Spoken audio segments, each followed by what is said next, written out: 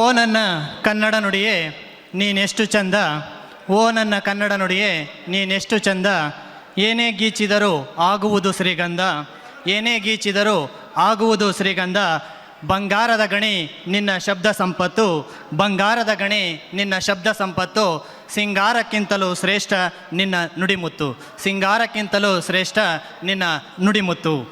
ಈ ಒಂದು ಕನ್ನಡ ನಾಡು ನುಡಿ ಸಂಸ್ಕೃತಿಯನ್ನು ಬಿಂಬಿಸ್ತಕ್ಕಂತಹ 13ನೇ ಜಿಲ್ಲಾ ಕನ್ನಡ ಸಾಹಿತ್ಯ ಸಮ್ಮೇಳನಕ್ಕೆ ಆಗಮಿಸಿದಂತಹ ಎಲ್ಲ ಕನ್ನಡದ ಮನಸ್ಸುಗಳಿಗೆ ಸಂಜೆಯ ಶುಭೋದಯಗಳನ್ನು ತಿಳಿಸ್ತಾ, ನಿನ್ನೆಯಿಂದ ಧ್ವಜಾರೋಹಣ ಹಾಗೂ ಮೆರವಣಿಗೆಯ ಕಾರ್ಯಕ್ರಮದ ಮೂಲಕವಾಗಿ ಪ್ರಾರಂಭಗೊಂಡಂತಹ 13ನೇ ಜಿಲ್ಲಾ ಕನ್ನಡ ಸಾಹಿತ್ಯ ಸಮ್ಮೇಳನ ಚಿಂತನ ಮಂಥನ ಕವಿಗೋಷ್ಠಿ ಉಪನ್ಯಾಸದ ಮೂಲಕ ಸಾಗಿ ಈಗ ಈ ಒಂದು ಕಾರ್ಯಕ್ರಮ ಕೊನೆಯದಾಗಿರ್ತಕ್ಕಂತಹ ಕಾರ್ಯಕ್ರಮಕ್ಕೆ ಕಾಲಿಡ್ತಾ ಇದ್ದೀವಿ. ಅದೇ ಸಮಾರೋಪ ಸಮಾರಂಭ ಅಂತೇಳಿ.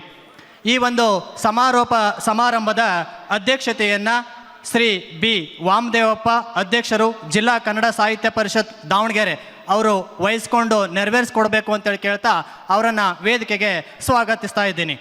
ಹಾಗೆ ಈ ಒಂದು ಸಮಾರೋಪ ಸಮಾರಂಭದ ಸಮಾರೋಪ ಭಾಷಣವನ್ನು ನೆರವೇರಿಸಲು ಆಗಮಿಸಿದಂತಹ ಭೀಮಾ ಶಂಕರ್ ಸರ್ ಅವರು ಪ್ರಾಧ್ಯಾಪಕರು ದಾವಣಗೆರೆ, ಅವರು ಕೂಡ ವೇದಿಕೆಗೆ ಬರಬೇಕು ಅಂತೇಳಿ ಅವರನ್ನು ಈ ಮೂಲಕ ವಿನಂತಿಸ್ಕೊಳ್ತಾ ಇದ್ದೀನಿ. ಹಾಗೆ ಈ ಒಂದು 13ನೇ ಜಿಲ್ಲಾ ಕನ್ನಡ ಸಾಹಿತ್ಯ ಸಮ್ಮೇಳನದ ಈ ಸಮ್ಮೇಳನ ಅಧ್ಯಕ್ಷರಾಗಿರ್ತಕ್ಕಂತಹ ಪ್ರೊಫೆಸರ್ CV ಪಾಟೀಲ್ ಸರ್ ಅವರು ಕೂಡ ಈ ಒಂದು ವೇದಿಕೆಗೆ ಆಗಮಿಸಬೇಕು ಅಂತೇಳಿ ಅವರನ್ನು ಈ ಮೂಲಕ ವಿನಂತಿಸ್ಕೊಳ್ತಾ ಇದ್ದೀನಿ.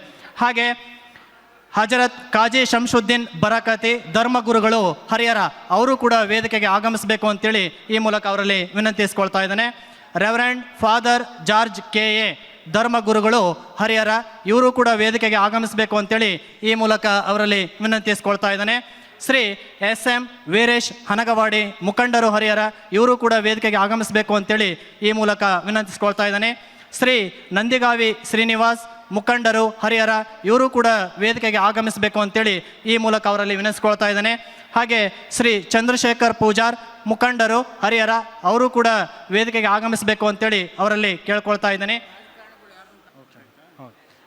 ಹಾಗೆ ಹಿರಿಯರು TMAE ಸಂಸ್ಥೆಯ ಉಪಾಧ್ಯಕ್ಷರಾಗಿರ್ತಕ್ಕಂಥ ಶ್ರೀ NG ನಾಗನಗೌಡರು ಹೊಳೆಸರಿಗೆರೆ ಇವರು ಕೂಡ ವೇದಿಕೆಗೆ ಆಗಮಿಸಬೇಕು ಅಂತೇಳಿ ಅವರಲ್ಲಿ ಈ ಮೂಲಕ ವಿನಂತಿಸ್ಕೊಳ್ತಾ ಇದ್ದಾನೆ. ಶ್ರೀ ಬೆಣ್ಣಿಹಳ್ಳಿ ಹಾಲೇಶಪ್ಪ ಮೆಲೆಬೆನ್ನೂರು ಇವರು ಕೂಡ ವೇದಿಕೆಗೆ ಆಗಮಿಸಬೇಕು ಅಂತೇಳಿ ಅವರಲ್ಲಿ ವಿನಂತಿಸ್ಕೊಳ್ತಾ ಇದ್ದೀನಿ. ಶ್ರೀ B ಚಿದಾನಂದಪ್ಪ ಮೆಲೆಬೆನ್ನೂರು ಇವರು ಕೂಡ ವೇದಿಕೆಗೆ ಆಗಮಿಸಬೇಕು. ಶ್ರೀ BM ವಾಗೀಸ್ವಾಮಿ ಮೆಲೆಬೆನ್ನೂರು, ಶ್ರೀ ನಿಖಿಲ್ ಕೊಂಡಜ್ಜಿ ಹರಿಹರ ಇವರು ಕೂಡ ವೇದಿಕೆಗೆ ಆಗಮಿಸಬೇಕು ಅಂತೇಳಿ ಕೇಳ್ಕೊಳ್ತಾ ಇದ್ದೀನಿ. ಹಾಗೆ ಗೌರವ ಉಪಸ್ಥಿತರಿರ್ತಕ್ಕಂತಹ ಡಾಕ್ಟರ್ HS ಮಂಜುನಾಥ್ ಕುರ್ಕಿ ನಿಕಟಪೂರ್ವ ಅಧ್ಯಕ್ಷರು ಜಿಲ್ಲಾ ಕನ್ನಡ ಸಾಹಿತ್ಯ ಪರಿಷತ್ ದಾವಣಗೆರೆ ಅವರು ಕೂಡ ವೇದಿಕೆಗೆ ಆಗಮಿಸಬೇಕು.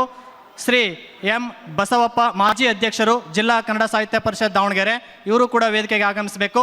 ಪ್ರೊಫೆಸರ್ SB ರಂಗನಾಥ್ ಮಾಜಿ ಅಧ್ಯಕ್ಷರು ಜಿಲ್ಲಾ ಕನ್ನಡ ಸಾಹಿತ್ಯ ಪರಿಷತ್ ದಾವಣಗೆರೆ ಇವರು ಕೂಡ ವೇದಿಕೆಗೆ ಆಗಮಿಸಬೇಕು. ಶ್ರೀ HS ಹೂಗಾರ್ ಸರ್ ಮಾಜಿ ಅಧ್ಯಕ್ಷರು ಜಿಲ್ಲಾ ಕನ್ನಡ ಸಾಹಿತ್ಯ ಪರಿಷತ್ ದಾವಣಗೆರೆ ಇವರು ಕೂಡ ವೇದಿಕೆಗೆ ಆಗಮಿಸಬೇಕು. Shri BM Sadashivappa Shagli, K Vishwanath Billava sir ಅವರು ಕೂಡ ವೇದಿಕೆಗೆ ಆಗಮಿಸಬೇಕು ಅಂತೇಳಿ ಅವರಲ್ಲಿ ಈ ಮೂಲಕ ವಿನಂತಿಸ್ಕೊಳ್ತಾ ಇದ್ದೇನೆ. ಶ್ರೀ BM ಸದಾಶಿವಪ್ಪ ಶಾಗ್ಲೆ ಮಾಜಿ ಅಧ್ಯಕ್ಷರು ಜಿಲ್ಲಾ ಕನ್ನಡ ಸಾಹಿತ್ಯ ಪರಿಷತ್ ದಾವಣಗೆರೆ ಅವರು ಕೂಡ ವೇದಿಕೆಗೆ ಆಗಮಿಸಬೇಕು. B ದಿಳ್ಯಪ್ಪ ರೇವಣಸಿದ್ದಪ್ಪ ಅಂಗಡಿ ಗೌರವ ಕಾರ್ಯದರ್ಶಿಗಳು ಅವರು ಕೂಡ ವೇದಿಕೆಗೆ ಆಗಮಿಸಬೇಕು. K ರಾಘವೇಂದ್ರ ನಾಯರಿ ಗೌರವ ಕೋಶಾಧ್ಯಕ್ಷರು, ಶ್ರೀ CG ಜಗದೀಶ್ ಕೂಲಂಬಿ ಹಾಗೂ ಜಿಗಳಿ ಪ್ರಕಾಶ್ ಸಂಘಟನಾ ಕಾರ್ಯದರ್ಶಿಗಳು ಇವರು ಕೂಡ ವೇದಿಕೆಗೆ ಆಗಮಿಸಬೇಕು. EM ಮಂಜುನಾಥ್, KS ವೀರೇಶ್ ಪ್ರಸಾದ್ ಸಹ ಕಾರ್ಯದರ್ಶಿಗಳು ಇವರು ಕೂಡ ವೇದಿಕೆಗೆ ಆಗಮಿಸಬೇಕು. ಹಾಗೂ DM ಮಂಜುನಾಥಯ್ಯ ಅಧ್ಯಕ್ಷರು ಕನ್ನಡ ಸಾಹಿತ್ಯ ಪರಿಷತ್ ಹರಿಹರ ಇವರು ಕೂಡ ವೇದಿಕೆಗೆ ಆಗಮಿಸಬೇಕು ಅಂತೇಳಿ ಈ ಮೂಲಕ ಇವರಲ್ಲಿ ವಿನಂತಿಸ್ಕೊಳ್ತಾ ಇದ್ದೇನೆ. ಸಮಾರೋಪ ಸಮಾರಂಭದ ಸಮಾರೋಪ ಭಾಷಣವನ್ನು ನೆರವೇರಿಸಲಿಕ್ಕೆ ಬಂದಿರತಕ್ಕಂಥ ಭೀಮಾಶಂಕರ್ ಜೋಶಿ ಸರ್ ಅವರು ಪ್ರಾಧ್ಯಾಪಕರು ದಾವಣಗೆರೆ ಇವರು ವೇದಿಕೆಗೆ ಆಗಮಿಸಬೇಕು ಅಂತೇಳಿ ಅವರಲ್ಲಿ ಈ ಮೂಲಕ ವಿನಂತಿಸ್ಕೊಳ್ತಾ ಇದ್ದೇನೆ.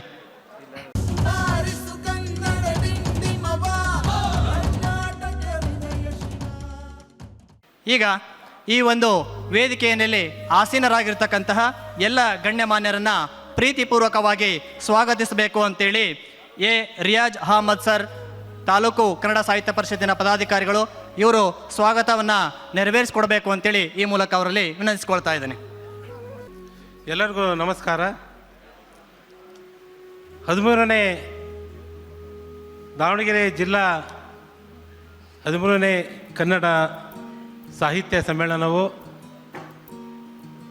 ಹರಿಹರ ನಗರದಲ್ಲಿ ಸತತ 2 ದಿನಗಳವರೆಗೆ ಅತ್ಯಂತ ಸಂತೋಷ ಸಡಗರದಿಂದ ನಾಡಿನಲ್ಲಿ ಇರುವಂಥ ಕನ್ನಡದ ಭಾಷೆ, ನೆಲ, ಜಲ, ಕೆಲವೊಂದು ಇರುವಂಥ ತೊಡಕುಗಳ ಬಗ್ಗೆ ಈ 2 ದಿನಗಳವರೆಗೆ ಚರ್ಚೆ ಆಗೋದು, ಅದರ ಸಮಸ್ಯೆ, ಅದಕ್ಕೆ ಪರಿಹಾರ ಏನು ಅನ್ನೋದರ ಬಗ್ಗೆ ಗೋಷ್ಠಿಗಳ ಮೂಲಕ ಸಂಕ್ಷಿಪ್ತವಾಗಿ ಚರ್ಚೆಯಾಗಿ ಯಶಸ್ವಿಯಾಗಿ ಗೋಷ್ಠಿಗಳು ನಡೆದವು ಅಂಥೇಳಿ ನಾನಾದರೂ ಭಾವಿಸುತ್ತೇನೆ. ಈ ಒಂದು 13ನೇ ಕನ್ನಡ ಸಾಹಿತ್ಯ ಸಮ್ಮೇಳನವು ಕೊನೆಯ ಒಂದು ಹಂತಕ್ಕೆ ಬಂದು ನಾವು ತಲುಪಿದ್ದೇವೆ. ಸಮಾರೋಪ ಸಮಾರಂಭದ ಹಂತಕ್ಕೆ ನಾವು ಈ ದಿನ ಬಂದಿರೋದಂತೂ ನೀವೆಲ್ಲ ನೋಡಿದ್ದೀರಿ.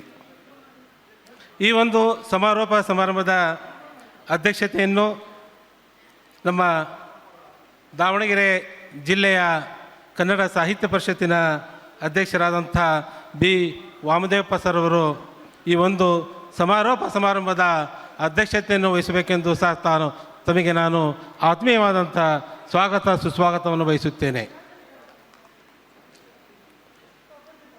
ಜೊತೆಗೆ ಈ ಒಂದು ಸಮಾರಂಭದಲ್ಲಿ ಸಮಾರೋಪ ಭಾಷಣವನ್ನು ಮಾಡಲು ಆಗಮಿಸಿರುವಂಥ ಭೀಮಾಶಂಕರ್ ಜೋಶಿ ಸರ್ ಅವರಿಗೂ ಸಹ ನಾನು ಆತ್ಮೀಯವಾಗಿ ಸ್ವಾಗತ ಸುಸ್ವಾಗತವನ್ನು ಬಯಸುತ್ತೇನೆ. ಜೊತೆಗೆ ಈ ಒಂದು ಸಮ್ಮೇಳನದ ಸರ್ವ ಅಧ್ಯಕ್ಷರಾದಂಥ professor C V Patil sir ಅವರಿಗೂ ಸಹ ನಾನು ತುಂಬು ಹೃದಯದ ಸ್ವಾಗತ ಸುಸ್ವಾಗತವನ್ನು ಬಯಸುತ್ತೇನೆ. ಈ ಒಂದು ಸಮಾರಂಭದಲ್ಲಿ ಮುಖ್ಯ ಅತಿಥಿಗಳಾಗಿ ಆಗಮಿಸಿರುವಂಥ ಧರ್ಮ ಗುರುಗಳಾದಂಥ reverend father George K M ರವರಿಗೂ ಸಹ ನಾನು ಅತ್ಯಂತ ಭಕ್ತಿಪೂರ್ವಕವಾಗಿ ನಾನು ಸ್ವಾಗತ ಸುಸ್ವಾಗತವನ್ನು ಬಯಸುತ್ತೇನೆ. ಜೊತೆಗೆ ಈ ಒಂದು ಕಾರ್ಯಕ್ರಮದಲ್ಲಿ ನಮ್ಮ ಹರಿಹರ ನಗರದ ಮತ್ತು ಹರಿಹರ ತಾಲೂಕಿನ ಹಿರಿಯ ಮುತ್ಸದ್ದಿಗಳು ಆದಂಥ ಎನ್ ಜಿ ನಾಗನಗೌಡರು TMAE ವಿದ್ಯಾಸಂಸ್ಥೆಯ ಉಪಾಧ್ಯಕ್ಷರು, ಅವರಿಗೂ ಸಹ ನಾನು ತುಂಬ ಹೃದಯದ ಸ್ವಾಗತ ಸುಸ್ವಾಗತವನ್ನು ಬಯಸುತ್ತೇನೆ. ಜೊತೆಗೆ ಚಂದ್ರಶೇಖರ್ ಪೂಜಾರ್ ಸರ್, ಎಲ್ಲ ನಮ್ಮ ಹರಿಹರ ತಾಲೂಕಿನ ಎಲ್ಲ ಚಿರಪರಿಚಿತ ವ್ಯಕ್ತಿತ್ವ, ಇವರಿಗೂ ಸಹ ನಾನು ಈ ಒಂದು ಸಮಾರಂಭಕ್ಕೆ ಆತ್ಮೀಯವಾದಂಥ ಸ್ವಾಗತ ಸುಸ್ವಾಗತವನ್ನು ಬಯಸುತ್ತೇನೆ. ಜೊತೆಗೆ ಈ ಒಂದು ಕಾರ್ಯಕ್ರಮದಲ್ಲಿ ಆಗಮಿಸಿರುವಂಥ ನಿಖಿಲ್ ಕೊಂಡಜ್ಜಿ ಹರಿಹರ, ಇವರಿಗೂ ಸಹ ನಾನು ಆತ್ಮೀಯವಾದಂಥ ಸ್ವಾಗತ ಸುಸ್ವಾಗತವನ್ನು ವಹಿಸುತ್ತೇನೆ. ಜೊತೆಗೆ ದಾವಣಗೆರೆ ಜಿಲ್ಲಾ ಕನ್ನಡ ಸಾಹಿತ್ಯ ಪರಿಷತ್ತಿನ ಮಾಜಿ ಅಧ್ಯಕ್ಷರಾದಂಥ SS ಹೂಗಾರ್ ಸರ್ ಅವರಿಗೂ ಸಹ ನಾನು ಆತ್ಮೀಯವಾದಂಥ ಸ್ವಾಗತ ಸುಸ್ವಾಗತವನ್ನು ವಹಿಸುತ್ತೇನೆ. ಜೊತೆಗೆ ಹರಿಹರ ತಾಲೂಕಿನ ಕನ್ನಡ ಸಾಹಿತ್ಯ ಪರಿಷತ್ತಿನ ಅಧ್ಯಕ್ಷರಾದಂಥ DM ಮಂಜುನಾಥಯ್ಯನವರಿಗೂ ಸಹ ನಾನು ಆತ್ಮೀಯವಾಗಿ ಸ್ವಾಗತ ಸುಸ್ವಾಗತವನ್ನು ಬಯಸುತ್ತೇನೆ. ಜೊತೆಗೆ ದಾವಣಗೆರೆ ಜಿಲ್ಲಾ ಕನ್ನಡ ಸಾಹಿತ್ಯ ಪರಿಷತ್ತಿನ ಕೋಶಾಧ್ಯಕ್ಷರಾದಂಥ ರಾಘವೇಂದ್ರ ನಾಯರಿಯವರಿಗೂ ಸಹ ನಾನು ಆತ್ಮೀಯವಾಗಿ ಸ್ವಾಗತ ಸುಸ್ವಾಗತವನ್ನು ಬಯಸುತ್ತೇನೆ. ಶ್ರೀಮತಿ ಯಶಾ ದಿನೇಶ್, ಪ್ರಾಚಾರ್ಯರು, ಸುಶ್ರ ಸಂಗೀತ ವಿದ್ಯಾಲಯ ದಾವಣಗೆರೆ, ಇವರಿಗೂ ಸಹ ನಾನು ಆತ್ಮೀಯವಾದಂಥ ಸ್ವಾಗತ ಸುಸ್ವಾಗತವನ್ನು ಬಯಸುತ್ತೇನೆ. ಜೊತೆಗೆ ಕನ್ನಡ ಸಾಹಿತ್ಯ ಪರಿಷತ್ತು ದಾವಣಗೆರೆ ಜಿಲ್ಲೆಯ ಕಾರ್ಯದರ್ಶಿಗಳಾದಂಥ ದಿಳ್ಳೆಪ್ಪ ಸರ್ ಮತ್ತು ರೇವಣ ಸಿದ್ದಪ್ಪ ಅಂಗಡಿ ಸರ್ ಅವರಿಗೂ ಸಹ ನಾನು ಆತ್ಮೀಯವಾಗಿ ಸ್ವಾಗತ ಸುಸ್ವಾಗತವನ್ನು ಬಯಸುತ್ತೇನೆ. ಜೊತೆಗೆ ಹರಿಹರ ತಾಲೂಕಿನ ಕಾಸಾಪ ಕಾರ್ಯದರ್ಶಿಯಾದಂಥ ಚಿದಾನಂದ್ ಕಂಚಿಕೆರೆಯವರಿಗೂ ಸಹ ನಾನು ಆತ್ಮೀಯವಾದಂಥ ಸ್ವಾಗತ ಸುಸ್ವಾಗತವನ್ನು ಬಯಸುತ್ತೇನೆ. ಕೆ ವಿಶ್ವನಾಥ್ ವಿಲ್ವಾರ್, ಇವರಿಗೂ ಸಹ ನಾನು ಆತ್ಮೀಯವಾದಂಥ ಸ್ವಾಗತ ಸುಸ್ವಾಗತವನ್ನು ಬಯಸುತ್ತೇನೆ. ಆನಂತರ TV9 ಬಸವರಾಜ್ ಸರ್ ಅವರಿಗೂ ಸಹ ನಾನು ಆತ್ಮೀಯವಾಗಿ ಸ್ವಾಗತ ಸುಸ್ವಾಗತವನ್ನು ಬಯಸುತ್ತೇನೆ. ಅದೇ ಥರ ಈ ಒಂದು ಕಾರ್ಯಕ್ರಮದಲ್ಲಿ ಆಗಮಿಸಿರುವಂಥ ಎಲ್ಲ ನಮ್ಮ ದಾವಣಗೆರೆ ಜಿಲ್ಲೆಯ ಎಲ್ಲ ಕನ್ನಡ ಅಭಿಮಾನಿಗಳಿಗೂ ತುಂಬ ಹೃದಯದ ಸ್ವಾಗತ ಸುಸ್ವಾಗತವನ್ನು ಬಯಸುತ್ತೇನೆ. ಜೊತೆಗೆ ಬಂದಂಥ ನಮ್ಮ ಮಾಧ್ಯಮ ಮಿತ್ರರಿಗೂ ಸಹ ನಾನು ಆತ್ಮೀಯವಾದಂಥ ಸ್ವಾಗತ ಸುಸ್ವಾಗತವನ್ನು ಬಯಸುತ್ತಾ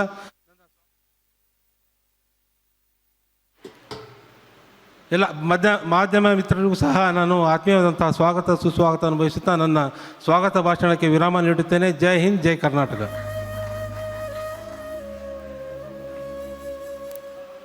ವೇದಿಕೆ ಮೇಲಿರುವಂತಹ ಎಲ್ಲ ಗಣ್ಯಮಾನ್ಯರನ್ನು ಪ್ರೀತಿಪೂರ್ವಕವಾಗಿ ಸ್ವಾಗತಿಸಿದಂತಹ ರಿಯಾಜ್ ಅಹಮದ್ ಸರ್ ಅವರನ್ನು ಕೂಡ ಈ ಒಂದು ಕಾರ್ಯಕ್ರಮಕ್ಕೆ ಪ್ರೀತಿಪೂರ್ವಕವಾಗಿ ಸ್ವಾಗತಿಸ್ತಾ ಧನ್ಯವಾದಗಳನ್ನು ತಿಳಿಸ್ತಾ ಇದ್ದೀನಿ.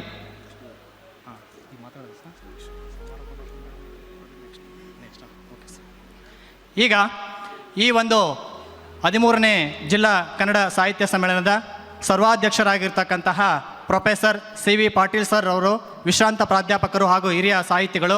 ಇವರು ಈ ಒಂದು ಸಮಾರೋಪ ಸಮಾರಂಭದಲ್ಲಿ ಸಮೀಕ್ಷಾ ನುಡಿಯನ್ನು ಆಡಬೇಕು ಅಂತೇಳಿ ಅವರಲ್ಲಿ ಈ ಮೂಲಕವಾಗಿ ವಿನಂತಿಸ್ಕೊಳ್ತಾ ಇದ್ದೇನೆ. ಎಲ್ಲರಿಗೂ ಶುಭ ಸಂಜೆಯ ನಮಸ್ಕಾರಗಳನ್ನು ತಿಳಿಸ್ತಾ, ನಿನ್ನೆ ಮತ್ತು ಇಂದು 2 ದಿನಗಳವರೆಗೆ ಹರಿಹರ ನಗರದಲ್ಲಿ ಸಡಗರ ಸಂಭ್ರಮ ತುಂಬಿ ತುಳುಕಿ ಹರಿಯುತ್ತಾ ಇದೆ. ಇದಕ್ಕೆ ಮುಖ್ಯವಾದಂಥ ಕಾರಣ ಏನೆಂದರೆ, ದಾವಣಗೆರೆ ಜಿಲ್ಲಾ 13ನೇ ಕನ್ನಡ ಸಾಹಿತ್ಯ ಸಮ್ಮೇಳನದ ಆಯೋಜನೆ, ಚಾಲನೆ ಮತ್ತು ಇದೀಗ ಅದರ ಸಮಾರೋಪ ಸಮಾರಂಭ. ಈ ಸಮಾರೋಪ ಸಮಾರಂಭದ ಅಧ್ಯಕ್ಷತೆಯನ್ನು ವಹಿಸಿಕೊಂಡಿರ್ತಕ್ಕಂಥ ದಾವಣಗೆರೆ ಜಿಲ್ಲಾ ಕನ್ನಡ ಸಾಹಿತ್ಯ ಪರಿಷತ್ತಿನ ಗೌರವಾನ್ವಿತ ಅಧ್ಯಕ್ಷರು, ಹಿರಿಯರು, ಉತ್ಸಾಹಿಗಳು, ಅನುಭವಿಗಳು ಆಗಿರ್ತಕ್ಕಂಥ ಶ್ರೀಯುತ B ವಾಮದೇವಪ್ಪನವರೇ, ಈ ಸಮಾರೋಪ ಸಮಾರಂಭದಲ್ಲಿ ಮುಖ್ಯ ಅತಿಥಿಗಳಾಗಿ ಪಾಲ್ಗೊಂಡಿರ್ತಕ್ಕಂಥ ನಮ್ಮ ತಾಲೂಕಿನ ಹಿರಿಯ ಮುತ್ಸದ್ದಿಗಳು, ಸೇವಾ ಮನೋಭಾವನೆ ಉಳ್ಳವರು, ಯುವಕರಿಗೆ ಪ್ರೋತ್ಸಾಹವನ್ನು ಬೆನ್ನು ತಟ್ಟಿ ಕ್ರಿಯಾತ್ಮಕವಾಗಿ ಕೆಲಸ ನಿರ್ವಹಿಸಲಿಕ್ಕೆ ಮಾರ್ಗದರ್ಶನ ನೀಡ್ತಕ್ಕಂಥ ಹಿರಿಯ ರಾಜಕೀಯ ಮುತ್ಸದ್ದಿಗಳಾಗಿರ್ತಕ್ಕಂಥ ಹೊಳೆ ಸಿರಿಗೆರೆಯ ಶ್ರೀಯುತ NG ನಾಗನಗೌಡರೇ, ಹಾಗೂ ಈ ತಾಲೂಕಿನ ಇನ್ನೋರ್ವ ಮುಖಂಡರಾಗಿರ್ತಕ್ಕಂಥ ನನ್ನ ವಿದ್ಯಾರ್ಥಿ, ಕವಿ ಹೃದಯವುಳ್ಳಂಥ ವಿದ್ಯಾರ್ಥಿ, ರಾಜಕೀಯ ರಂಗದಲ್ಲಿ ನಿಲ್ಲಿಸ್ತಾ ಇರ್ತಕ್ಕಂಥ ಚಂದ್ರಶೇಖರ್ ಪೂಜಾರವರೇ, ಇದೀಗ ತಾನೇ ಆಗಮಿಸಿದಂಥ ನಮ್ಮ ಹರಿಹರ ತಾಲೂಕಿನ ಯುವ ರಾಜಕೀಯ ನೇತಾರರು, ಉದ್ಯಮಿಗಳು, ಕ್ರಿಯಾಶೀಲರು, ಉತ್ಸಾಹಿಗಳಾಗಿರ್ತಕ್ಕಂಥ ಶ್ರೀಯುತ ನಂದಿಗ ಶ್ರೀನಿವಾಸ್ ಅವರೇ, ಹಾಗೆಯೇ ಇನ್ನೋರ್ವ ನಮ್ಮ ತಾಲೂಕಿನ ಯುವ ರಾಜಕೀಯ ಉತ್ಸಾಹಿಗಳಾಗಿರ್ತಕ್ಕಂಥ ನಿಖಿಲ್ ಕೊಂಡಜ್ಜಿ ಅವರೇ, ಹಾಗೆಯೇ ಈ ವೇದಿಕೆಯಲ್ಲಿ ಆಸೀನರಾಗಿರ್ತಕ್ಕಂಥ ನನ್ನ ವಿದ್ಯಾರ್ಥಿ ಹಾಗೂ ಕನ್ನಡ ಸಾಹಿತ್ಯ ಪರಿಷತ್ತಿನ ಮಾಜಿ ಜಿಲ್ಲಾ ಅಧ್ಯಕ್ಷರು ಆಗಿರ್ತಕ್ಕಂಥ ಕವಿ ಹೃದಯವೂ ಆಗಿರ್ತಕ್ಕಂಥ ಶ್ರೀಯುತ SS ಹುಗಾರ್ ಅವರೇ, ಅದೇ ರೀತಿ ಈ ವೇದಿಕೆ ಮೇಲೆ ಆಸೀನರಾಗಿರ್ತಕ್ಕಂಥ ದಾವಣಗೆರೆ ಜಿಲ್ಲಾ ಕನ್ನಡ ಸಾಹಿತ್ಯ ಪರಿಷತ್ತಿನ ಗೌರವ ಕಾರ್ಯದರ್ಶಿಗಳು, ಉತ್ಸಾಹಿಗಳು ಆದಂಥ ಶ್ರೀಯುತ ರೇವಣಸಿದ್ದಪ್ಪ ಅಂಗಡಿ ಅವರೇ, ದಾವಣಗೆರೆ ಜಿಲ್ಲಾ ಕನ್ನಡ ಸಾಹಿತ್ಯ ಪರಿಷತ್ತಿನ ಕಚೇರಿ ನಿರ್ವಾಹಕರು, ಉತ್ಸಾಹಿಗಳು, ತುಂಬ ಅತ್ಯಂತ ಕ್ರಿಯಾಶೀಲರಾಗಿರ್ತಕ್ಕಂಥ ಜಗದೀಶ್ ಅವರೇ, ಅದೇ ರೀತಿ ದಾವಣಗೆರೆ ಜಿಲ್ಲಾ ಕನ್ನಡ ಸಾಹಿತ್ಯ ಪರಿಷತ್ತಿನ ಸಂಘಟನಾ ಕಾರ್ಯದರ್ಶಿಗಳಾಗಿರ್ತಕ್ಕಂಥ ಪತ್ರಕರ್ತರು ಆಗಿರ್ತಕ್ಕಂಥ ಶ್ರೀಯುತ ಜಿಗಳಿ ಪ್ರಕಾಶ್ ಅವರೇ, ದಾವಣಗೆರೆ ಜಿಲ್ಲಾ ಕನ್ನಡ ಸಾಹಿತ್ಯ ಪರಿಷತ್ತಿನ ಕೋಶಾಧಿಕಾರಿಗಳು, ಉತ್ಸಾಹಿಗಳು, ತುಂಬ ಅನುಭವಿಗಳಾಗಿರ್ತಕ್ಕಂಥ ಶ್ರೀಯುತ ರಾಘವೇಂದ್ರ ನಾಯಿರಿ ಅವರೇ, ಹಾಗೂ ವೇದಿಕೆ ಮೇಲೆ ಇರ್ತಕ್ಕಂಥ ಇನ್ನೋರ್ವ ಹರಿಹರ ತಾಲೂಕಿನ ಕನ್ನಡ ಸಾಹಿತ್ಯ ಪರಿಷತ್ತಿನ ಕಾರ್ಯದರ್ಶಿಗಳು, ಪತ್ರಕರ್ತರಾಗಿರ್ತಕ್ಕಂಥ ಶ್ರೀಯುತ ಚಿದಾನಂದ ಕಂಚಿಕೇರಿಯವರೇ, ಎಲ್ಲರಿಗೂ ಮತ್ತೊಂದು ಸಾರಿ ನಿಮಗೆ ಹೃದಯಪೂರ್ವಕವಾದಂಥ ವಂದನೆಗಳನ್ನು ಸಲ್ಲಿಸಿ, ನಿನ್ನೆಯಿಂದ ಇವತ್ತಿನವರೆಗೆ ಈ ಕ್ಷೇತ್ರದಲ್ಲಿ, ಈ ಸ್ಥಳದಲ್ಲಿ ಒಂದು ಅರ್ಥಪೂರ್ಣವಾದಂಥ ಕಾರ್ಯಕ್ರಮ ಜರುಗಿದ್ದು ಬಹುಶಃ ಇತಿಹಾಸದಲ್ಲಿ ಸ್ಮರಣೀಯವಾದಂಥ ದಿನಗಳು ಅಂಥೇಳಿ ನಾನು ಭಾವಿಸ್ಕೊಳ್ತೇನೆ. ಏಕೆಂದರೆ ಕನ್ನಡಕ್ಕೆ ಕಂಪಿದೆ, ಕನ್ನಡಕ್ಕೆ ಇಂಪಿದೆ, ಕನ್ನಡಕ್ಕೆ ತಂಪನ್ನು ಎರೆಯುವ ದಿಶೆಯಲ್ಲಿ ಈ ಸಿದ್ದೇಶ್ವರ ಪ್ಯಾಲೇಸಿನ ಆವರಣದಲ್ಲಿ ನಡೆದಂಥ 2 ದಿನಗಳ ಕಾರ್ಯಕ್ರಮ ತುಂಬ ಅವಿಸ್ಮರಣೀಯವಾದದ್ದು. ನಿನ್ನೆ ಮುಂಜಾನೆ 8 ಗಂಟೆಗೆ ರಾಷ್ಟ್ರಧ್ವಜ ಮತ್ತು ಕನ್ನಡ ಸಾಹಿತ್ಯ ಪರಿಷತ್ತಿನ ಧ್ವಜ, ಕರ್ನಾಟಕದ ಧ್ವಜವನ್ನು ಅನಾವರಣ ಮಾಡುವ ಮೂಲಕ ಪ್ರಾರಂಭಗೊಂಡಂಥ ಈ ಸಾಹಿತ್ಯ ಪರಿಷತ್ತಿನ 13ನೇ ಕನ್ನಡ ಸಾಹಿತ್ಯ ಸಮ್ಮೇಳನ ಕಾರ್ಯಕ್ರಮಗಳು ವಿದ್ಯುಕ್ತವಾಗಿ ಪ್ರಾರಂಭಗೊಂಡು ಹರಿಹರ ದೇವಸ್ಥಾನದ ಹರಿಹರೇಶ್ವರ ಆಶೀರ್ವಾದವನ್ನು ಪಡೆಯುವ ಮೂಲಕ ಮೆರವಣಿಗೆಯನ್ನು ಚಾಲನೆ ಕೊಟ್ಟು, ಆ ಚಾಲನೆ ಇಡೀ ಹರಿಹರ ನಗರದ ಪ್ರಮುಖ ಬೀದಿಗಳಲ್ಲಿ ಎಷ್ಟು ಸಡಗರ, ಸಂಭ್ರಮ, ವಿಜೃಂಭಣೆ, ಉತ್ಸಾಹದಿಂದ ಬಂದಿತ್ತು ಅಂತಕ್ಕಂಥದ್ದು ನೋಡಿಕೊಂಡಾಗ ವೈಯಕ್ತಿಕವಾಗಿ ನನಗೆ ತುಂಬ ಅಭಿಮಾನ, ಗೌರವ, ಆದರಣೀಯ ಭಾವನೆ ನನಗೆ ಪ್ರಾಪ್ತವಾಗುತ್ತೆ.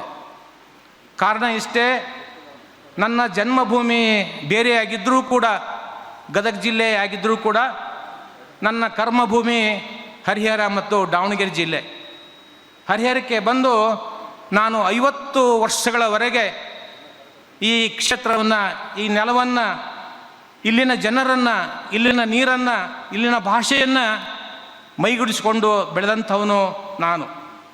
ನನ್ನಂಥವನನ್ನು ದಾವಣಗೆರೆ ಜಿಲ್ಲಾ ಕನ್ನಡ ಸಾಹಿತ್ಯ ಪರಿಷತ್ತಿನ ಔದಾರ್ಯತೆಯಿಂದ 13ನೇ ಕನ್ನಡ ಸಾಹಿತ್ಯ ಸಮ್ಮೇಳನದ ಸರ್ವಾಧ್ಯಕ್ಷನಾಗಿ ಮಾಡಿ ಈ ಮೆರವಣಿಗೆ ಮೂಲಕವಾಗಿ ಇವತ್ತು ಏನು ಸಮಾರಂಭ ಕೊನೆಗೊಳ್ತಾ ಇದೆಯಲ್ಲ, ಈ ಸಮಾರಂಭ ಎಷ್ಟು ಅರ್ಥಪೂರ್ಣವಾಗಿತ್ತು, ಎಷ್ಟು ಸಂಭ್ರಮ ಸಡಗರ ಆಗಿತ್ತು ಅಂತಕ್ಕಂಥ ಹಿನ್ನೆಲೆಯಲ್ಲಿ ನೋಡಿಕೊಂಡಾಗ ಬಹುಶಃ ಇದಕ್ಕೆ ಮುಖ್ಯವಾಗಿರ್ತಕ್ಕಂಥ ಕಾರಣ ಅಂದರೆ ಈ ಸಮ್ಮೇಳನವನ್ನು ಅರ್ಥಪೂರ್ಣವಾಗಿ ಮತ್ತು ಅಷ್ಟೇ ಚರಿತ್ರಾರ್ಹವಾಗಿ ಮಾಡಬೇಕು ಅಂತಕ್ಕಂಥ ಒಂದು ಅಭಿಪ್ರಾಯದಿಂದ ಈ ಹರಿಹರ ತಾಲೂಕಿನ ಕನ್ನಡ ಸಾಹಿತ್ಯ ಪರಿಷತ್ತಿನ ಅಧ್ಯಕ್ಷರಾಗಿರ್ತಕ್ಕಂಥ DM ಮಂಜುನಾಥಯ್ಯನವರು, ಅವರ ಕಾರ್ಯದರ್ಶಿಗಳಾಗಿರ್ತಕ್ಕಂಥ ಚಿದಾನಂದ ಕಂಚಿಕೇರಿಯವರು ಹಾಗೂ ರೇವಣ್ಣ ನಾಯ್ಕ್ ಅವರು, ಉಳಿದ ಎಲ್ಲ ಪದಾಧಿಕಾರಿಗಳು ಸುಮಾರು 1 ತಿಂಗಳಿನಿಂದ ಎಷ್ಟು ಸತತವಾದ ಪ್ರಯತ್ನದಿಂದ ಕಾರ್ಯಕ್ರಮವನ್ನು ಇಲ್ಲಿ ಇವತ್ತು ತುಂಬ ಯಶಸ್ವಿಯಾಗಿ ನಿರ್ವಹಣೆ ಮಾಡಿದ್ದಾರೆ ಅಂತಕ್ಕಂಥದ್ದನ್ನು ಸ್ಮರಣೆ ಮಾಡಿಕೊಂಡ್ರೆ ಅವರ ಹೃದಯ ಶ್ರೀಮಂತಿಕೆಗೆ ನಾನು ಧನ್ಯವಾದಗಳನ್ನು ಇಲ್ಲಿ ಹೇಳಲಿಕ್ಕೆ ಇಷ್ಟಪಡ್ತಾ ಇದ್ದೇನೆ. ಎಂದು ನನಗೆ ಸರ್ವಾಧ್ಯಕ್ಷತೆಯನ್ನು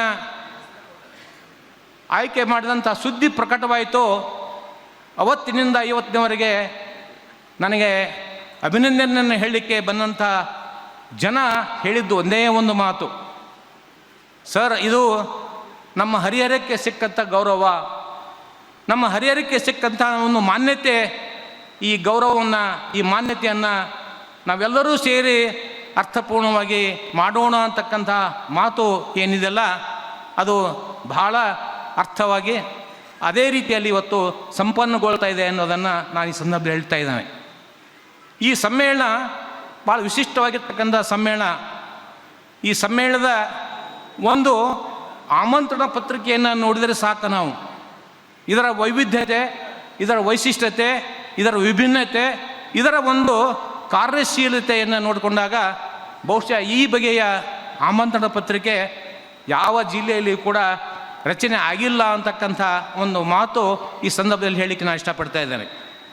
ಈ ರೀತಿಯಾಗಿ ಈ ಸಮ್ಮೇಳನ ಮೆರವಣಿಗೆಯ ಮೂಲಕವಾಗಿ ಇಲ್ಲಿ ಸಾಂಗವಾದಾಗ ಉದ್ಘಾಟನಾ ಸಮಾರಂಭದಲ್ಲಿ ಮುಖ್ಯ ಅತಿಥಿಗಳಾಗಿ ಪ್ರಧಾನ ಭಾಷಣಕಾರರಾಗಿ ಆಗಮಿಸಿದಂಥ ಸಂಸ್ಕೃತ ವಿಶ್ವವಿದ್ಯಾಲಯದ ಉಪಕುಲಪತಿಯಾದ ಡಾಕ್ಟರ್ ವೆಂಕಟೇಶ್ ಅವರು, ಮಲ್ಲೇಪುರ ವೆಂಕಟೇಶ್ ಅವರು ಭಾಳ ಅದ್ಭುತವಾಗಿ ಈ ಸಮ್ಮೇಳನದ ವ್ಯವಸ್ಥೆಯನ್ನು ಕುರಿತು, ಈ ಸಮ್ಮೇಳನದಲ್ಲಿರ್ತಕ್ಕಂಥ ಎಲ್ಲ ವಿಚಾರಗಳನ್ನು ಕುರಿತು ತುಂಬು ಹೃದಯದ ಮಾತುಗಳನ್ನು ಆಡಿದ್ದು ನೋಡಿಕೊಂಡಾಗ ನನಗೆ ಅನ್ನಿಸ್ತದೆ, ಹರಿಹರದಲ್ಲಿ ಏನಾದರೂ ನಡೆದರೆ ಅದು ಅರ್ಥಪೂರ್ಣವಾಗಿ, ಗೌರವಯುತವಾಗಿ, ಯಾವುದೇ ಅಡೆತಡೆ ಇಲ್ಲದಿರ್ತಕ್ಕಂಥ ಕಾರ್ಯಕ್ರಮಗಳು ನಡೀತಾ ಇವೆ ಅನ್ನೋದಕ್ಕೆ ನಾನು ಆ ಮಾತನ್ನು ಇಲ್ಲಿ ಉದಾಹರಿಸ್ತಾ ಇದ್ದೇನೆ.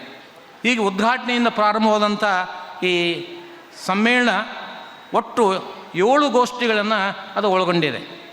ಈ 7 ಗೋಷ್ಠಿಗಳನ್ನು ನಾವು ಪರಿಶೀಲನೆ ಮಾಡಿಕೊಂಡಾಗ ಅಲ್ಲಿ ಈ ಗೋಷ್ಠಿಗಳ ಆಯ್ಕೆ ಮತ್ತು ಗೋಷ್ಠಿಗಳಲ್ಲಿ ಪ್ರಬಂಧ ಮಂಡನೆ ಮಾಡಲಿಕ್ಕೆ ಆಯ್ಕೆ ಮಾಡಿಕೊಂಡಂಥ ವಿದ್ವಾಂಸರುಗಳ ಆಯ್ಕೆ ನೋಡಿಕೊಂಡಾಗ, ಅವರು ಮಂಡಿಸಿದಂಥ ವಿಚಾರಗಳು ನೋಡಿಕೊಂಡಾಗ ಎಷ್ಟು ವಿಭಿನ್ನವಾಗಿರ್ತಕ್ಕಂಥ ಗೋಷ್ಠಿಗಳು, ಎಷ್ಟು ವಿಭಿನ್ನವಾಗಿರ್ತಕ್ಕಂಥ ವಿಚಾರಗಳು, ಆ ಎಲ್ಲ ವಿಚಾರಗಳು ನಮ್ಮ ಬದುಕಿಗೆ, ನಮ್ಮ ಬಾಳುವಿಗೆ, ನಮ್ಮ ಅವಶ್ಯಕತೆಗೆ, ನಮ್ಮ ಅಭಿವೃದ್ಧಿಗೆ ಪೂರಕವಾಗಿರ್ತಕ್ಕಂಥ ಅನೇಕ ವಿಚಾರಗಳನ್ನು ಅಲ್ಲಿ ಮಂಡಿಸಿದಂಥ ವಿಚಾರಗಳನ್ನು ನಾನು ಈ 2 ದಿನಗಳವರೆಗೆ ಗಮನಿಸಿ ಆಲಿಸಿದ್ದೇನೆ, ಕೇಳಿದ್ದೇನೆ, ತುಂಬ ಸಂತೋಷವನ್ನು ಹೊಂದಿದ್ದೇನೆ. ಈ ಸಮ್ಮೇಳನದಲ್ಲಿ 2 ಕವಿಗೋಷ್ಠಿಗಳು ನಡೆದು, 2 ಕವಿಗೋಷ್ಠಿಗಳನ್ನು ನಾನು ಕಾವ್ಯಪ್ರಿಯ, ಕವಿ ಹೃದಯವುಳ್ಳವನು, ಮೂಲತಃ ಕವಿ ಆದವನು. ಹೀಗಾಗಿ ಕಾವ್ಯ ಅಂದರೆ ನನಗೆ ಅತ್ಯಂತ ಪ್ರೀತಿ, ಅತ್ಯಂತ ಗೌರವ. 2 ಕವಿಗೋಷ್ಠಿಗಳಲ್ಲಿ ಪಾಲ್ಗೊಂಡಂಥ ಸುಮಾರು 50 ಜನ ಕವಿಗಳ ಕಾವ್ಯವನ್ನು ನಾನು ಆಲಿಸಿದೆ. ಆ 50 ಕವನಗಳು ಎಷ್ಟು ವಿಭಿನ್ನ, ಎಷ್ಟು ಶ್ರೇಷ್ಠ ಮತ್ತು ಎಷ್ಟು ಆಕರ್ಷಕವಾಗಿದ್ದು ಅಂತಕ್ಕಂಥದ್ದನ್ನು ಆ ಕವಿಗೋಷ್ಠಿಯ ಅಧ್ಯಕ್ಷತೆ ತಿಳಿಸ್ಕೊಂಡಂಥ ಆ ಅಧ್ಯಕ್ಷರುಗಳು ತಮ್ಮ ಮಾತುಗಳಲ್ಲಿ ಸ್ಮರಿಸಿದ್ದು. ಈ ಕವಿಗಳನ್ನು ಆಯ್ಕೆ ಮಾಡುವಲ್ಲಿ ಕೂಡ ನಮ್ಮ ಕನ್ನಡ ಸಾಹಿತ್ಯ ಪರಿಷತ್ತು, ಜಿಲ್ಲಾ ಮತ್ತು ತಾಲೂಕು ಸಾಹಿತ್ಯ ಪರಿಷತ್ತು, ಎಲ್ಲ ತಾಲೂಕು ಸಾಹಿತ್ಯ ಪರಿಷತ್ ಅಧ್ಯಕ್ಷರುಗಳು ಬಹಳ ಎಚ್ಚರಿಕೆಯ ಆಯ್ಕೆಯನ್ನು ಮಾಡಿದ್ದಾರೆ ಅಂತಕ್ಕಂಥದ್ದು ಕೂಡ ನಾನು ಗಮನಿಸಿದ್ದೇನೆ. ಹಾಗೆಯೇ ಈ ಸಮ್ಮೇಳನದ ಒಂದು ಕೊನೆಯ ಭಾಗವಾಗಿ ಇವತ್ತು ಏನು ಈ ಸಾಧಕರಿಗೆ ಸನ್ಮಾನ ಮಾಡ್ತಕ್ಕಂಥ ಕಾರ್ಯಕ್ರಮ, ಸಾಧಕರಿಗೆ ಸನ್ಮಾನ ಮಾಡ್ತಕ್ಕಂಥ ಕಾರ್ಯಕ್ರಮ ಭಾಳ ಅತ್ಯಂತ ಸೂಕ್ಷ್ಮವಾದಂಥ, ಜವಾಬ್ದಾರಿಯುತವಾದಂಥ ಕೆಲಸ ಅದು. ಯಾಕಂದರೆ ನಾಡಿನಲ್ಲಿ ಈ ಕ್ಷೇತ್ರದಲ್ಲಿ ಸಾಧನೆ ಮಾಡ್ತಕ್ಕಂಥ ಅನೇಕ ಜನ ಇದ್ದಾರೆ.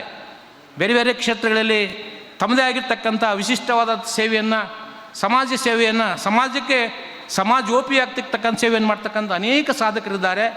ಎಲ್ಲ ಸಾಧಕರಿಗೆ ಗುರುತಿಸಿ ಅವರನ್ನು ವೇದಿಕೆಗೆ ಆಹ್ವಾನಿಸಿ ಅವರನ್ನು ಸುಮಾರು 35 ಜನ ಸಾಧಕರು, ನಮ್ಮ ಜಿಲ್ಲೆಯ ಪ್ರತಿ ತಾಲೂಕಿನಿಂದ ಆಯ್ಕೆ ಮಾಡಿಕೊಂಡಂಥ 35 ಜನ ಸಾಧಕರನ್ನು ಆಯ್ಕೆ ಮಾಡೋದು, ಗುರುತಿಸೋದು ಬಹಳ ಅತ್ಯಂತ ಕಠಿಣವಾದಂಥ ಮತ್ತು ಸೂಕ್ಷ್ಮವಾಗಿರ್ತಕ್ಕಂಥ, ಜವಾಬ್ದಾರಿ ಇರ್ತಕ್ಕಂಥ ಆ ಕೆಲಸವನ್ನು ಕನ್ನಡ ಸಾಹಿತ್ಯ ಪರಿಷತ್ತು ಜಿಲ್ಲಾ ಸಮಿತಿ ಅವು ಎಲ್ಲ ಸಾಹಿತ್ಯನ ಅಧ್ಯಕ್ಷರುಗಳು ಭಾಳ ನಿರ್ವಹಿಸಿ ವೇದಿಕೆಗೆ ಅವರನ್ನು ಆಹ್ವಾನಿಸಿ ಅವರನ್ನು ಗೌರವಿಸ್ತಕ್ಕಂಥ ಆ ಒಂದು ಸನ್ಮಾನ ಏನಿದೆಲ್ಲ, ಆ ಗೌರವಿಸುವಾಗ ಆ ಸಾಧನೆಗೆ ಪುರಸ್ಕಾರಕ್ಕೆ ಒಳಗಾದಂಥವರ ಮುಖದಲ್ಲಿ ಎಷ್ಟು ಕಳೆ ಇತ್ತು, ಎಷ್ಟು ಖುಷಿ ಇತ್ತು, ಎಷ್ಟು ಸಂತೋಷ ಇತ್ತು ಅಂದರೆ ಏನೋ ಅವರಿಗೆ ಒಂದು ರೀತಿಯ ಧನ್ಯತಾ ಮನೋಭಾವನೆ, ಏನೋ ನನ್ನ ಸಾಧನೆಗೆ ಇವತ್ತು ಗೌರವ ಸಿಕ್ತು ಅಂತಕ್ಕಂಥ ಏನು ಭಾವನೆ ಇಲ್ಲ, ಆ ಭಾವನೆಗೆ ತರಲಿಕ್ಕೆ ಕಾರಣಕರ್ತ ಆದಂತಂದರೆ ಈ ಕನ್ನಡ ಸಾಹಿತ್ಯ ಪರಿಷತ್ತಿನ ಜಿಲ್ಲಾ ಸಮಿತಿ ಹಾಗೂ ತಾಲೂಕು ಸಮಿತಿ ಅಂತಕ್ಕಂಥದ್ದನ್ನು ಬಹಳ ಇಲ್ಲಿ ಅತ್ಯಂತ ಹೃದಯಪೂರ್ವಕವಾಗಿ ನಾನು ಈ ಮಾತನ್ನು ಇಲ್ಲಿ ಹೇಳಲಿಕ್ಕೆ ಇಷ್ಟಪಡ್ತಾ ಇದ್ದೇನೆ.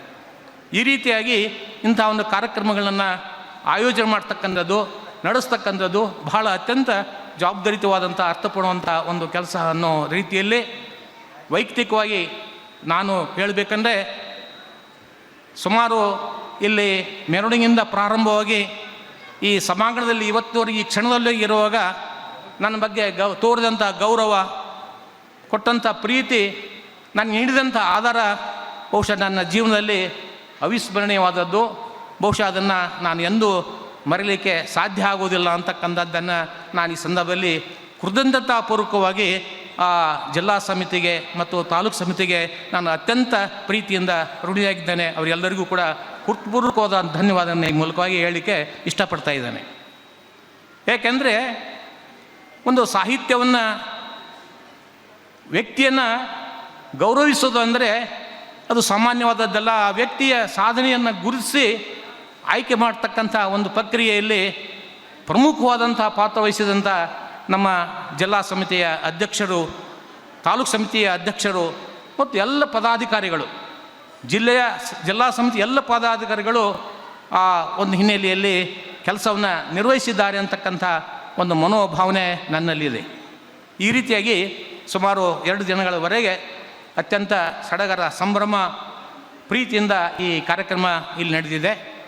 ಇಷ್ಟೆಲ್ಲ ನಡೀಲಿಕ್ಕೆ ನಾನು ಆಗಲೇ ಪ್ರಾರಂಭದಲ್ಲಿ ಹೇಳಿದೆ, ಕನ್ನಡಕ್ಕೆ ಕಂಪಿದೆ, ಕನ್ನಡಕ್ಕೆ ಇಂಪಿದೆ, ಕನ್ನಡಕ್ಕೆ ತಂಪನ್ನು ಕೊಟ್ಟಂಥವರು ಈ ಸಿದ್ದೇಶ್ವರ ಪ್ಯಾಲೇಸಿನ ಮಾಲೀಕರಾಗಿರ್ತಕ್ಕಂಥ ಡಿ ಉಜ್ಜೇಶ್ ಅವರ ಪುತ್ರ ಅರುಣಕುಮಾರ್ ಅವರು. ಮಿಠಾಯಿ ಕುಟುಂಬ ಭಾಳ ಅತ್ಯಂತ ಶ್ರೀಮಂತವಾಗಿದ್ದರೂ ಕೂಡ ಹೃದಯ ಶ್ರೀಮಂತ ಕುಟುಂಬ. ನನಗೊಂದು ಸ್ಮರಣೆ ಜ್ಞಾಪಕವಾಗ್ತಾ ಇದೆ. ನಮ್ಮ ಎಸ್ ಹೂಗಾರ್ ಮತ್ತು ಶಿವಯೋಗಿ ಕಂಬಾಳಿ ಮಠ ಅವರು ತಾಲೂಕು ಅಧ್ಯಕ್ಷರಾಗಿದ್ದಂಥ, ಕಾರ್ಯದರ್ಶಿ ಅಧ್ಯಕ್ಷರಾಗಿದ್ದ ಸನ್ನಿವೇಶದಲ್ಲಿ ನಾವು ಒಂದು ಕೆಲಸವನ್ನು ಮಾಡಲಿಕ್ಕೆ ಯೋಜನೆಯನ್ನು ಹಾಕಿದ್ವಿ. ನಮ್ಮ ತಾಲೂಕಿನ ಎಲ್ಲ ಬರಹಗಾರರ, ಕವಿಗಳ ಒಂದು ವ್ಯಕ್ತಿತ್ವ ಪರಿಚಯ ಮತ್ತು ಅವರ ಕಾವ್ಯದ ಮಾದರಿಯನ್ನು ನಾವು ದಾಖಲು ಮಾಡಬೇಕು ಅಂತಕ್ಕಂಥ ಹಿನ್ನೆಲೆಯಲ್ಲಿ ಆ ಕೆಲಸವನ್ನು ನಿರ್ವಹಿಸಿದಾಗ ಅದರ ಪ್ರಕಟಣೆಗೆ ನಾವು ಹೋಗಿದ್ದು ಎಲ್ಲಂದರೆ ಹೇಮಂತರಾಜ್ ಅವರ ಮನೆಗೆ. ಅವರಿಗೆ ವಿಷಯವನ್ನು ತಿಳಿಸಿದಾಗ ಅವರು ಎಷ್ಟು ಖುಷಿಯಿಂದ, ಎಷ್ಟು ಸಂತೋಷದಿಂದ ಅದನ್ನು ಅವರು ಸರಳವಾಗಿ ಅವತ್ತಿನ ಕಾಲಕ್ಕೆ ಅದಕ್ಕೆ ಸಲ್ತಕ್ಕಂಥ ಎಷ್ಟು ಖರ್ಚಿದೆಯೋ ಅಷ್ಟು ಖರ್ಚನ್ನು ನಾನು ಕೊಡ್ತಾ ಇದ್ದೇನೆ, ಇದು ಬಹಳ ಉತ್ತಮವಾದ ಕೆಲಸ, ಈ ಉತ್ತಮವಾದ ಕೆಲಸವನ್ನು ನೀವು ಮಾಡ್ತಾಯಿದ್ದೀರಿ ಅಂತಕ್ಕಂಥ ಮಾತನ್ನು ಹೇಳಿಕೊಂಡಾಗ ಅಂಥ ಪರಂಪರೆಯನ್ನು ಉಳ್ಳಂಥ ಆ ಮನೆತನ, ಆ ಕುಟುಂಬ ಇವತ್ತು ಈ ಸುಂದರವಾದಂಥ 2 ದಿನಗಳವರೆಗೆ ಈ ಕಾರ್ಯಕ್ರಮ ಮಾಡಲಿಕ್ಕೆ ಇಷ್ಟು ಹವಾನಿಯಂತ್ರಣವಾದಂಥ ಈ ಕಲ್ಯಾಣ ಮಂಟಪವನ್ನು ನಮಗೆ ಆದರಣೀಯವಾಗಿ ಕೊಟ್ಟದ್ದು ಏನಿದೆಲ್ಲ ಅದು ಬಹಳ ಅತ್ಯಂತ ಸ್ಮರಣೀಯವಾದದ್ದು. ಈ ಮಾತುಗಳನ್ನು ಕುರಿತು ನಮ್ಮ ಜಿಲ್ಲಾ ಅಧ್ಯಕ್ಷರು ಮಾತನಾಡುವಾಗ ಅವರಿಗೆ ಭಾವ ತುಂಬೆ ಬಂದುಬಿಡ್ತವರು, ಕಂಠ ಬಿಗಿತವರಿಗೆ. ಎಷ್ಟು ಖುಷಿಯಾಗಿತ್ತು, ಎಷ್ಟು ಸಂತೋಷವಾಗಿತ್ತು ಅಂದರೆ ಅವರಿಗೆ ಮಾತಾಡಲಿಕ್ಕೆ ಬರಲಿಲ್ಲ, ಕಣ್ಣಲ್ಲಿ ನೀರು ಬಂತು, ಸಂತೋಷದ ಬಾಷ್ಪಗಳು ಬಂದವು ಅಂತಕ್ಕಂಥದ್ದನ್ನು ನಾನು ಕಣ್ಣಾರೆ ನೋಡಿದಾಗ ನೋಡಿ ಎಂಥ ಶ್ರೀಮಂತ ಹೃದಯಗಳು ಇಲ್ಲಿರ್ತಾವೆ ಅನ್ನೋದಕ್ಕೆ ಈ ಉಜ್ಜೇಶ್ ಅವರ ಒಂದು ಕುಟುಂಬ ಮತ್ತು ಮಿಠಾಯಿ ಅವರ ಕುಟುಂಬ ನಮ್ಮ ಮಧ್ಯದಲ್ಲಿ, ನಮ್ಮ ಹರಿಹರದಲ್ಲಿರ್ತಕ್ಕಂಥದ್ದು ನಮ್ಮ ಸೌಭಾಗ್ಯ ಅಂಥೇಳಿ ನಾನು ಇಲ್ಲಿ ಭಾವಿಸ್ಕೊಳ್ತಾ ಇದ್ದೇನೆ. ಈ ರೀತಿ ಇನ್ನೂ ಅನೇಕ ವಿಚಾರಗಳನ್ನು ಇಲ್ಲಿ ನಾನು ಹೇಳಲಿಕ್ಕೆ ಸಾಧ್ಯತೆ ಇದೆ. ಆದರೆ ಸಮಯದ ನಮ್ಮ ಅಧ್ಯಕ್ಷರು ಸಂಕ್ಷಿಪ್ತವಾಗಿ ಮಾತನ್ನು ಹೇಳ್ರಿ ಅಂತಕ್ಕಂಥ ಒಂದು ಮಾತನ್ನು ಹೇಳಿದ್ರಿಂದ ಈ ಎಲ್ಲ ಕಾರ್ಯಕ್ರಮಗಳು ಇಲ್ಲಿ ತುಂಬ ಯಶಸ್ವಿಯಾಗಿ, ಅರ್ಥಪೂರ್ಣವಾಗಿ, ಬಹುಶಃ ಅವರು ತಮ್ಮ ಉದ್ಘಾಟನಾ ಭಾಷಣದಲ್ಲಿ ನಮ್ಮ ಅಧ್ಯಕ್ಷರು ಮಾತು ಹೇಳಿದರು, ಇಲ್ಲಿ ನಡೀತಕ್ಕಂಥ ಈ ಸಮ್ಮೇಳನ ನ ಭೂತೋ ನ ಭವಿಷ್ಯತಿ ಅನ್ನೋ ರೀತಿಯಲ್ಲಿ ಆಗುತ್ತೆ ಅಂತಕ್ಕಂಥ ಭರವಸೆ ಆಗಲೇ ಅವ್ರಿಗಿತ್ತದು. ಅದೇ ರೀತಿಯಾಗಿ ನೀವು ಎಲ್ಲರೂ ಸೇರಿ ಹರಿಹರದ ಜನ, ಹರಿಹರದ ಬಾಂಧವರು, ಹರಿಹರದ ಎಲ್ಲ ಜನ ಬಾಂಧವರು ಅಲ್ಲೇ ಸಹಕಾರ ಮಾಡಿ ಈ ಕಾರ್ಯಕ್ರಮವನ್ನು ನ ಭೂತೋ ನ ಭವಿಷ್ಯತ್ ಅನ್ನೋ ರೀತಿಯಲ್ಲಿ ತಾವೆಲ್ಲ ಮಾಡಿಕೊಟ್ಟಿದ್ದಾರೆ. ಇದೆಲ್ಲದಕ್ಕೂ ಸಹಕರಿಸಿದಂಥ ಇನ್ನೊಂದು ಮುಖ್ಯವಾದ ವಿಚಾರವನ್ನು ನಾನಿಲ್ಲಿ ಹೇಳಬೇಕು. ಏನು ಅಂದರೆ ಈ ಕಾರ್ಯಕ್ರಮ ಇಷ್ಟು ಯಶಸ್ವಿ ಆಗಲಿಕ್ಕೆ, ಇಷ್ಟು ಅರ್ಥಪೂರ್ಣ ಆಗಲಿಕ್ಕೆ ನಮ್ಮ ನಡುವೆ ಇರತಕ್ಕಂಥ ಮಾಧ್ಯಮ ಮಿತ್ರರು, ಪತ್ರಿಕಾ ಬಂಧುಗಳು, ಮಾಧ್ಯಮ ಮಿತ್ರರು ಕೂಡ ಈ ಸಮ್ಮೇಳನವನ್ನು ತಮ್ಮ ಸಮ್ಮೇಳನ ಅನ್ನೋ ರೀತಿಯಲ್ಲಿ ಭಾವಿಸಿಕೊಂಡು ಇದರಲ್ಲಿ ಸಕ್ರಿಯವಾಗಿ ಪಾಲ್ಗೊಂಡು ಸಮ್ಮೇಳನವನ್ನು ಕೂಡ ಅದರಲ್ಲಿ ಭಾಗವಹಿಸಿ ಯಶಸ್ವಿಯಾಗಿ ಮಾಡಿದ್ದಾರೆ. ಅವರನ್ನು ಕೂಡ ಈ ಸಂದರ್ಭದಲ್ಲಿ ನಾನು ನೆನೆಯಬೇಕಾದದ್ದು ನನ್ನ ಕರ್ತವ್ಯ ಅನ್ನೋ ರೀತಿಯಲ್ಲಿ ಅವರಿಗೂ ಕೂಡ ನಾನು ಸಾಹಿತ್ಯ ಪರಿಷತ್ತಿನ ಪರವಾಗಿ ತುಂಬ ಹೃದಯದ ಧನ್ಯವಾದಗಳನ್ನ ಸಲ್ಲಿಸ್ತಾ ಇದ್ದೇನೆ. ಇಷ್ಟೆಲ್ಲ ಮಾತುಗಳನ್ನ ಹೇಳುವ ಮೂಲಕ ಕೊನೆಯದಾಗಿ ನನ್ನನ್ನು ಈ 13ನೇ ಕನ್ನಡ ಸಾಹಿತ್ಯ ಸಮ್ಮೇಳನಕ್ಕೆ ಸರ್ವಾಧ್ಯಕ್ಷನಾಗಿ ಮಾಡಿ ನನ್ನನ್ನು ಒಂದು ಭಾವಪರವಶನಾಗಿ ಒಂದು ಮಾಡಿದಂಥ ಈ ದಾವಣಗೆರೆ ಜಿಲ್ಲಾ ಕನ್ನಡ ಸಾಹಿತ್ಯ ಪರಿಷತ್ತಿನ ಅಧ್ಯಕ್ಷರನ್ನು ಒಳಗೊಂಡು ಎಲ್ಲ ಪದಾಧಿಕಾರಿಗಳಿಗೆ, ಹರಿಹರ ತಾಲೂಕಿನ ಅಧ್ಯಕ್ಷರನ್ನು ಎಲ್ಲ ಪದಾಧಿಕಾರಿಗಳಿಗೆ, ಜೊತೆಗೆ ಹರಿಹರ ಮತ್ತು ದಾವಣಗೆರೆಯ ಎಲ್ಲ ಸಾಹಿತ್ಯಿಕ, ಸಾಂಸ್ಕೃತಿಕ ಮತ್ತು ಸಾಮಾಜಿಕ ಎಲ್ಲ ನನ್ನ ಬಾಂಧವರಿಗೆ ನಾನು ತುಂಬ ಹೃದಯದ ಕೃತಜ್ಞತೆ ಹೇಳಿ ನನ್ನ ಈ ಸಮೀಕ್ಷಾ ನುಡಿಯ 4 ಮಾತನ್ನು ಮುಗಿಸ್ತಾ ಇದ್ದೇನೆ. ಎಲ್ಲರಿಗೂ ಧನ್ಯವಾದಗಳು, ಎಲ್ಲರಿಗೂ ವಂದನೆಗಳು. ಜೈ ಕರ್ನಾಟಕ.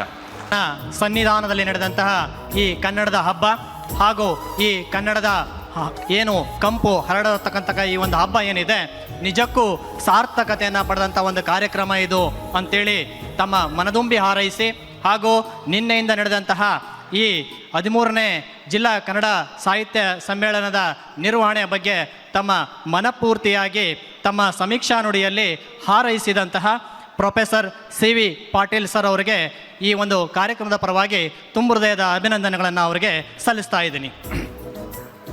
ಈಗ ಈ ಒಂದು ಸಮಾರೋಪ ಸಮಾರಂಭದಲ್ಲಿ ಸಮಾರೋಪ ಭಾಷಣವನ್ನು ಮಾಡಬೇಕು ಅಂತೇಳಿ ಶ್ರೀ ಭೀಮಶಂಕರ್ ಜೋಶಿ ಪ್ರಾಧ್ಯಾಪಕರು, ದಾವಣಗೆರೆ ವಿಶ್ವವಿದ್ಯಾಲಯ, ಇವರು ಈ ಒಂದು ಸಮಾರೋಪ ಭಾಷಣವನ್ನು ನೆರವೇರಿಸ್ಕೊಡ್ಬೇಕು ಅಂತೇಳಿ ಅವರಲ್ಲಿ ಈ ಮೂಲಕ ವಿನಂತಿಸ್ಕೊಳ್ತಾ ಇದ್ದೇನೆ. ಹರಿಹರೇಶ್ವರನ ಸನ್ನಿಧಾನದಲ್ಲಿ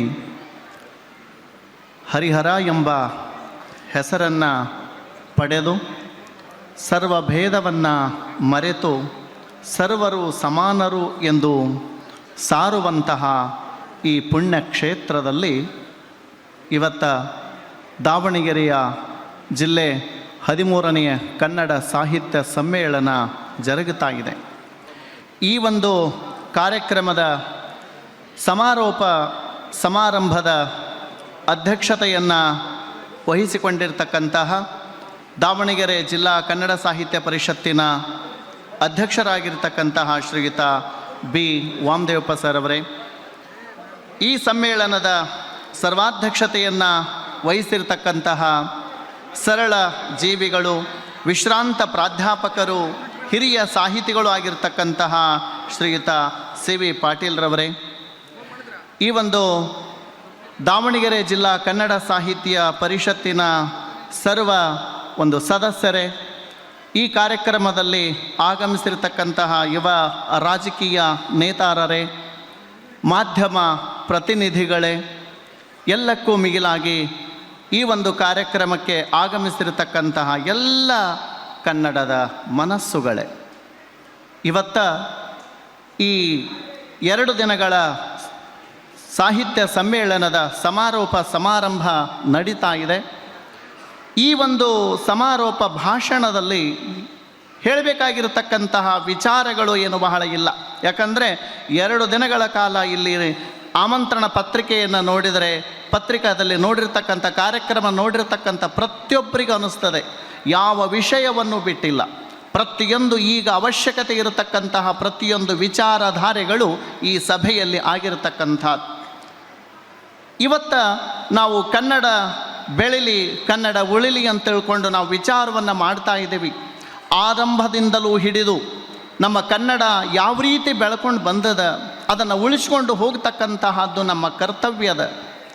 ಕನ್ನಡದ ಪ್ರಪ್ರಥಮ ಗ್ರಂಥವಾಗಿರತಕ್ಕಂತಹ ಕವಿರಾಜ ಮಾರ್ಗದಲ್ಲೇ ಹೇಳ್ತದ, ನಮ್ಮ ಕನ್ನಡ ನಾಡು ಎಂಥದ್ದು ಅಂತ ಕೇಳಿದ್ರೆ, ಪದ ನರಿದು ನುಡಿಯಲು ನುಡಿದುದೊನ್ ಅರಿದಾರಯಲ್ ಮಾರ್ಪರ ನಾಡವರ್ಗಳ್ ಚದುರರ್ ನಿಜದಿಂ ಕುರಿತೋ ದದೆಯುಂ ಕಾವ್ಯ ಪ್ರಯೋಗ ಪರಿಣತಿ ಮತಿಗಳು. ಅಂದರೆ ನಮ್ಮ ಕನ್ನಡಿಗರು ಹೇಗಿದ್ರು ಅಂತ ಕೇಳಿದ್ರೆ, ಅವರು ಏನೂ ಓದ್ಲಿಕ್ಕೂ ಚಿಂತಿಲ್ಲ, ಏನೂ ಬರಲಿಕ್ಕೂ ಚಿಂತಿಲ್ಲ, ಆದರೆ ಕನ್ನಡವನ್ನು ಕಾವ್ಯವನ್ನು ರಚಿಸುವಂತಹ ಶಕ್ತಿಯನ್ನು ಹೊಂದಿದ್ರು. ಅಂದರೆ ಕುರಿತೋದದೆಯುಂ ಕಾವ್ಯ ಪ್ರಯೋಗ ಪರಿಣತಿ ಮತಿಗಳು, ಯಾವುದನ್ನು ಕುರಿತು ಓದಲಾರದೇನೆ ಕಾವ್ಯವನ್ನು ರಚಿಸುವಂತಹ ಶಕ್ತಿಯನ್ನು ನಮ್ಮ ಕನ್ನಡಿಗರು ಹೊಂದಿದ್ರು ಅಂತ. ಜನಪದ ಸಾಹಿತ್ಯವನ್ನು ನೋಡಿದ್ರೆ ನಮಗೆ ಗೊತ್ತಾಗ್ತದೆ. ಯಾಕಂದರೆ ನಾನು ಮಾತು ಆರಂಭಿಸೋದೇ ಎಲ್ಲಿಂದ ಅಂದರೆ ಜನಪದ ಸಾಹಿತ್ಯದಿಂದ. ನಾವೆಲ್ಲ ಏನು ಕಲ್ತ್ರೂ ಕೂಡ ಇವತ್ತು ಎಷ್ಟೋ PhDಗಳಾದರೂ ಸಹಿತ ನಾವು ಮಾಡ್ತಕ್ಕಂತಹದ್ದು ಜನಪದ ಸಾಹಿತ್ಯದ ಮೇಲೆ. ಅವರು ಏನೂ ಓದಿಲ್ಲ ಬರೋದಿಲ್ಲ, ಆದರೆ ಎಂತಹ ಸಾಹಿತ್ಯವನ್ನು ರಚಿಸ್ಯಾರ. ನಮ್ಮ ಕನ್ನಡ ನಾಡಿನ ಜನರ ಹುಟ್ಟುಗುಣ ಸಾಹಿತ್ಯ ರಚನೆ ಅಂತಕ್ಕಂತಹದ್ದು. ಅದಕ್ಕೆ ಅವರು ಕೊಡ್ತಕ್ಕಂತಹ ರೀತಿ ಜನಪದ ಕಾವ್ಯಗಳನ್ನು, ಜನಪದ ತ್ರಿಪದಿಗಳನ್ನು ಓದಿದ್ರೆ ನಿಮ್ಗೆ ಗೊತ್ತಾಗ್ತದೆ ಅವರು ಕೊಡುವಂತಹ ದೃಷ್ಟಾಂತಗಳು ಎಷ್ಟು ವಿಶೇಷ ಅಂದ್ರೆ ನಮ್ಮ ಸುತ್ತಮುತ್ತಲಿರ್ತಕ್ಕಂತಹ ಒಂದು ಉದಾಹರಣೆ ಹೇಳ್ತೆ ನಿಮಗೆ.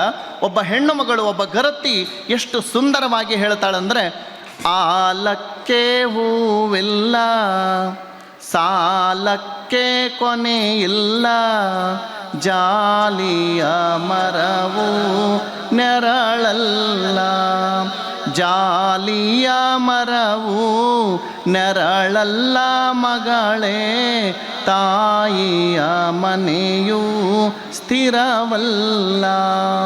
ಅಂದರೆ ತಾಯಿಯ ಮನೆ ಸ್ಥಿರ ಅಲ್ಲ ಅಂತ ಒಂದು ಹೇಳಬೇಕಾದ್ರೆ ಆಲಕ್ಕ ಹೂವಿಲ್ಲ, ಸಾಲಕ್ಕ ಕೊನೆಯಿಲ್ಲ, ಜಾಲೆಯ ಮರ ನೆರಳಲ್ಲ. ಆ ಕೊಡುವ ದೃಷ್ಟಾಂತಗಳು ನೋಡ್ರಿ, ಎಂತಹ ಸರಳವಾಗಿರ್ತಕ್ಕಂತಹ ದೃಷ್ಟಾಂತಗಳನ್ನು ನೀಡುವುದರ ಮೂಲಕ ನಮ್ಮ ಜನಮಾನಸದಲ್ಲಿ ಉಳಿದು ಹೋದರು ಅನ್ನುವಂತಹದ್ದು. ಈ ಎಲ್ಲವುಗಳನ್ನು ನೋಡಿದರೆ ಈ ಅನಕ್ಷರಸ್ಥರದು ಒಂದು ಪರಂಪರೆಯ ಲೋಕದರ್ಶನ ನಿದರ್ಶನವಾದರೆ, ಅಕ್ಷರಸ್ಥರು ಮುಂದೆ ಬರೀಲಿಕ್ಕೆ ಪ್ರಾರಂಭ ಮಾಡಿದರು. ಕನ್ನಡದ ಆದಿಕವಿ ಅಂತಕ್ಕಂತಹ ಪಂಪ ಎಷ್ಟು ವಿಶೇಷವಾಗಿ ಹೇಳ್ತಾನ ಅಂತ ಕೇಳಿದರೆ, ಪರಮ ಜಿನೇಂದ್ರ ವಾಣಿಯೇ ಸರಸ್ವತಿ ಅಂತ ತನ್ನ ಮಾತನ್ನು ಪ್ರಾರಂಭ ಮಾಡ್ತಾನೆ. ಇದನ್ನು ಹೇಳಲಿಕ್ಕೆ ಕಾರಣ ಏನು ಅಂತ ಕೇಳಿದರೆ, ನಮ್ಮಲ್ಲಿ ವಿಶೇಷವಾಗಿ ಕುಲ ನೆಲ ಅಂತಕ್ಕಂತಹದ್ದನ್ನು ಆತ ಒಂದು ಮಾತನ್ನು ಹೇಳ್ತಾನೆ, ಮನುಷ್ಯ ಜಾತಿ ತಾನೊಂದೇ ವಲಂ. ಅಂದರೆ ಛಲಂ ಕುಲಂ, ಅಭಿಮಾನ ಕುಲಂ, ಅಣ್ಬು ಕುಲಂ ಹೇಳುವಂತಹದ್ದು ಕುಲಂ ಕುಲಮಲ್ತು. ಈ ವಿಚಾರಧಾರೆಗಳನ್ನು ನೋಡಿದರೆ ಕನ್ನಡವನ್ನು ಕಟ್ಟುವ ಕೆಲಸ ಪ್ರಾಚೀನ ಕಾಲದಿಂದಲೂ ನಡ್ಕೊಂಡು ಬಂದದ ಅನ್ನುವಂತಹದ್ದು. ಆಮೇಲೆ ನಾವು ಮಾತು ಹೇಗೆ ಆಡಬೇಕು, ನಾವು ಹಳೆಬೇರು ಹೊಸ ಚಿಗುರು ಕೂಡಿರಲು ಮರಸೊಬಗು ಎನ್ನುವಂತೆ ಹಳೆಯದನ್ನು ಮೆಲಕ ಹಾಕ್ತಾ ಹಾಕ್ತಾ ಹೊಸದನ್ನು ತಿಳ್ಕೊಳ್ತಕ್ಕಂತಹ ವಿಚಾರವನ್ನು ಮಾಡಬೇಕು. ನಾವು ಆಡ್ತಕ್ಕಂತಹ ಮಾತು ಹೇಗಿರಬೇಕು, ನಿಮಗೆಲ್ಲ ಗೊತ್ತಿರುವಂತಹದ್ದು. ಆರಂಭದ ಸಣ್ಣತನದಿಂದಲೂ ನೀವು ಕಲ್ತಿರ್ತಕ್ಕಂತಹದ್ದು, ನುಡಿದರೆ ಮುತ್ತಿನ ಹಾರದಂತಿರಬೇಕು. ಈ ಪದ್ಯವನ್ನು, ಈ ವಚನವನ್ನು ತಾವೆಲ್ಲರೂ ಕೂಡ ಕಲ್ತಿರ್ತೀರಿ. ಅಂದರೆ ನಮ್ಮ ಮಾತು ಹೇಗಿರಬೇಕು ಅನ್ನುವಂತಹದ್ದನ್ನು ಈ ವಚನ ನಮಗೆ ಕಲಿಸಿಕೊಡ್ತಕ್ಕಂತಹದ್ದು. ಆಮೇಲೆ ಸಣ್ಣತನದಿಂದಲೂ ಕೂಡ ನೀವು ಕಲ್ತಿರಬೇಕು, ಕಳಬೇಡ ಕೊಲಬೇಡ, ಹುಸಿಯ ನುಡಿಯಲು ಬೇಡ, ಮುನಿಯಬೇಡ, ಅನ್ಯರಿಗೆ ಅಸಹ್ಯ ಪಡಬೇಡ, ತನ್ನ ಬಣ್ಣಿಸಬೇಡ, ಇದಿರು ಹಳಿಯಲು ಬೇಡ. ಇದೇ ಅಂತರಂಗ ಶುದ್ಧಿ, ಇದೇ ಬಹಿರಂಗ ಶುದ್ಧಿ, ಇದೇ ನಮ್ಮ ಕೂಡಲ ಸಂಗಮ ದೇವನೊಲಿಸುವ ಪರಿ. ಇಲ್ಲಿರುವಂತಹ ಸಪ್ತ ಮೌಲ್ಯಗಳು, 7 ಮೌಲ್ಯಗಳನ್ನು ನಮ್ಮ ಜೀವನದಲ್ಲಿ ಅಳವಡಿಸಿಕೊಂಡು ಬಿಟ್ಟರೆ ನಮ್ಮ ಜೀವನವೇ ಸುಂದರ ಒಂದು ಇರತಕ್ಕಂತಹ ಜೀವನ ಆಗ್ತದೆ. ಅಂದರೆ ಇವುಗಳನ್ನು ನಮ್ಮ ಜೀವನದಲ್ಲಿ ಅಳವಡಿಸಿಕೊಳ್ಬೇಕು. ಬಸವಣ್ಣವರ ಈ ಒಂದೇ ವಚನ ಸಾಕು ನಮ್ಮ ಜೀವನವನ್ನು ಸುಂದರವನ್ನಾಗಿಸಲು. ಇಂತಹ ಭವ್ಯ ಪರಂಪರೆಯುಳ್ಳಂತಹ ಈ ಕನ್ನಡ ಸಾಹಿತ್ಯ ನಿರಂತರವಾಗಿ ಬೆಳೆದು ಬಂದಿರತಕ್ಕಂತಹದ್ದು. ಈ ಕನ್ನಡ ಬರೀ ಕೇವಲ ಅಕ್ಷರಗಳನ್ನು ಕಲಿಸಲಿಲ್ಲ, ಕೇವಲ ಶಬ್ದಗಳನ್ನು ಕಲಿಸಲಿಲ್ಲ. ಈ ಕನ್ನಡ ಸಾಹಿತ್ಯ ನಮ್ಮನ್ನು ಹೇಗೆ ಕೊಂಡೊಯ್ತು ಅಂತ ಕೇಳಿದರೆ, ನಮ್ಮ ಜೀವನ ಮೌಲ್ಯಗಳನ್ನು ಬೆಳೆಸುವಂತಹ ಮಹತ್ವ ಕಾರ್ಯವನ್ನು ನಮ್ಮ ಕನ್ನಡ ಸಾಹಿತ್ಯ ಮಾಡಿಕೊಂಡು ಬಂತು ಅನ್ನುವಂಥ. ಕನಕದಾಸರು ತಮಗೆಲ್ಲ ಗೊತ್ತಿರುವಂತಹದ್ದು, ಈ ಜನ ನಮಗೆ ಹಿಂದೆ ಬೈತಾರ ಮುಂದೆ ಬೈತಾರ ಅಂತ ನಾವೆಲ್ಲ ಮಾತಾಡ್ತೀವಿ.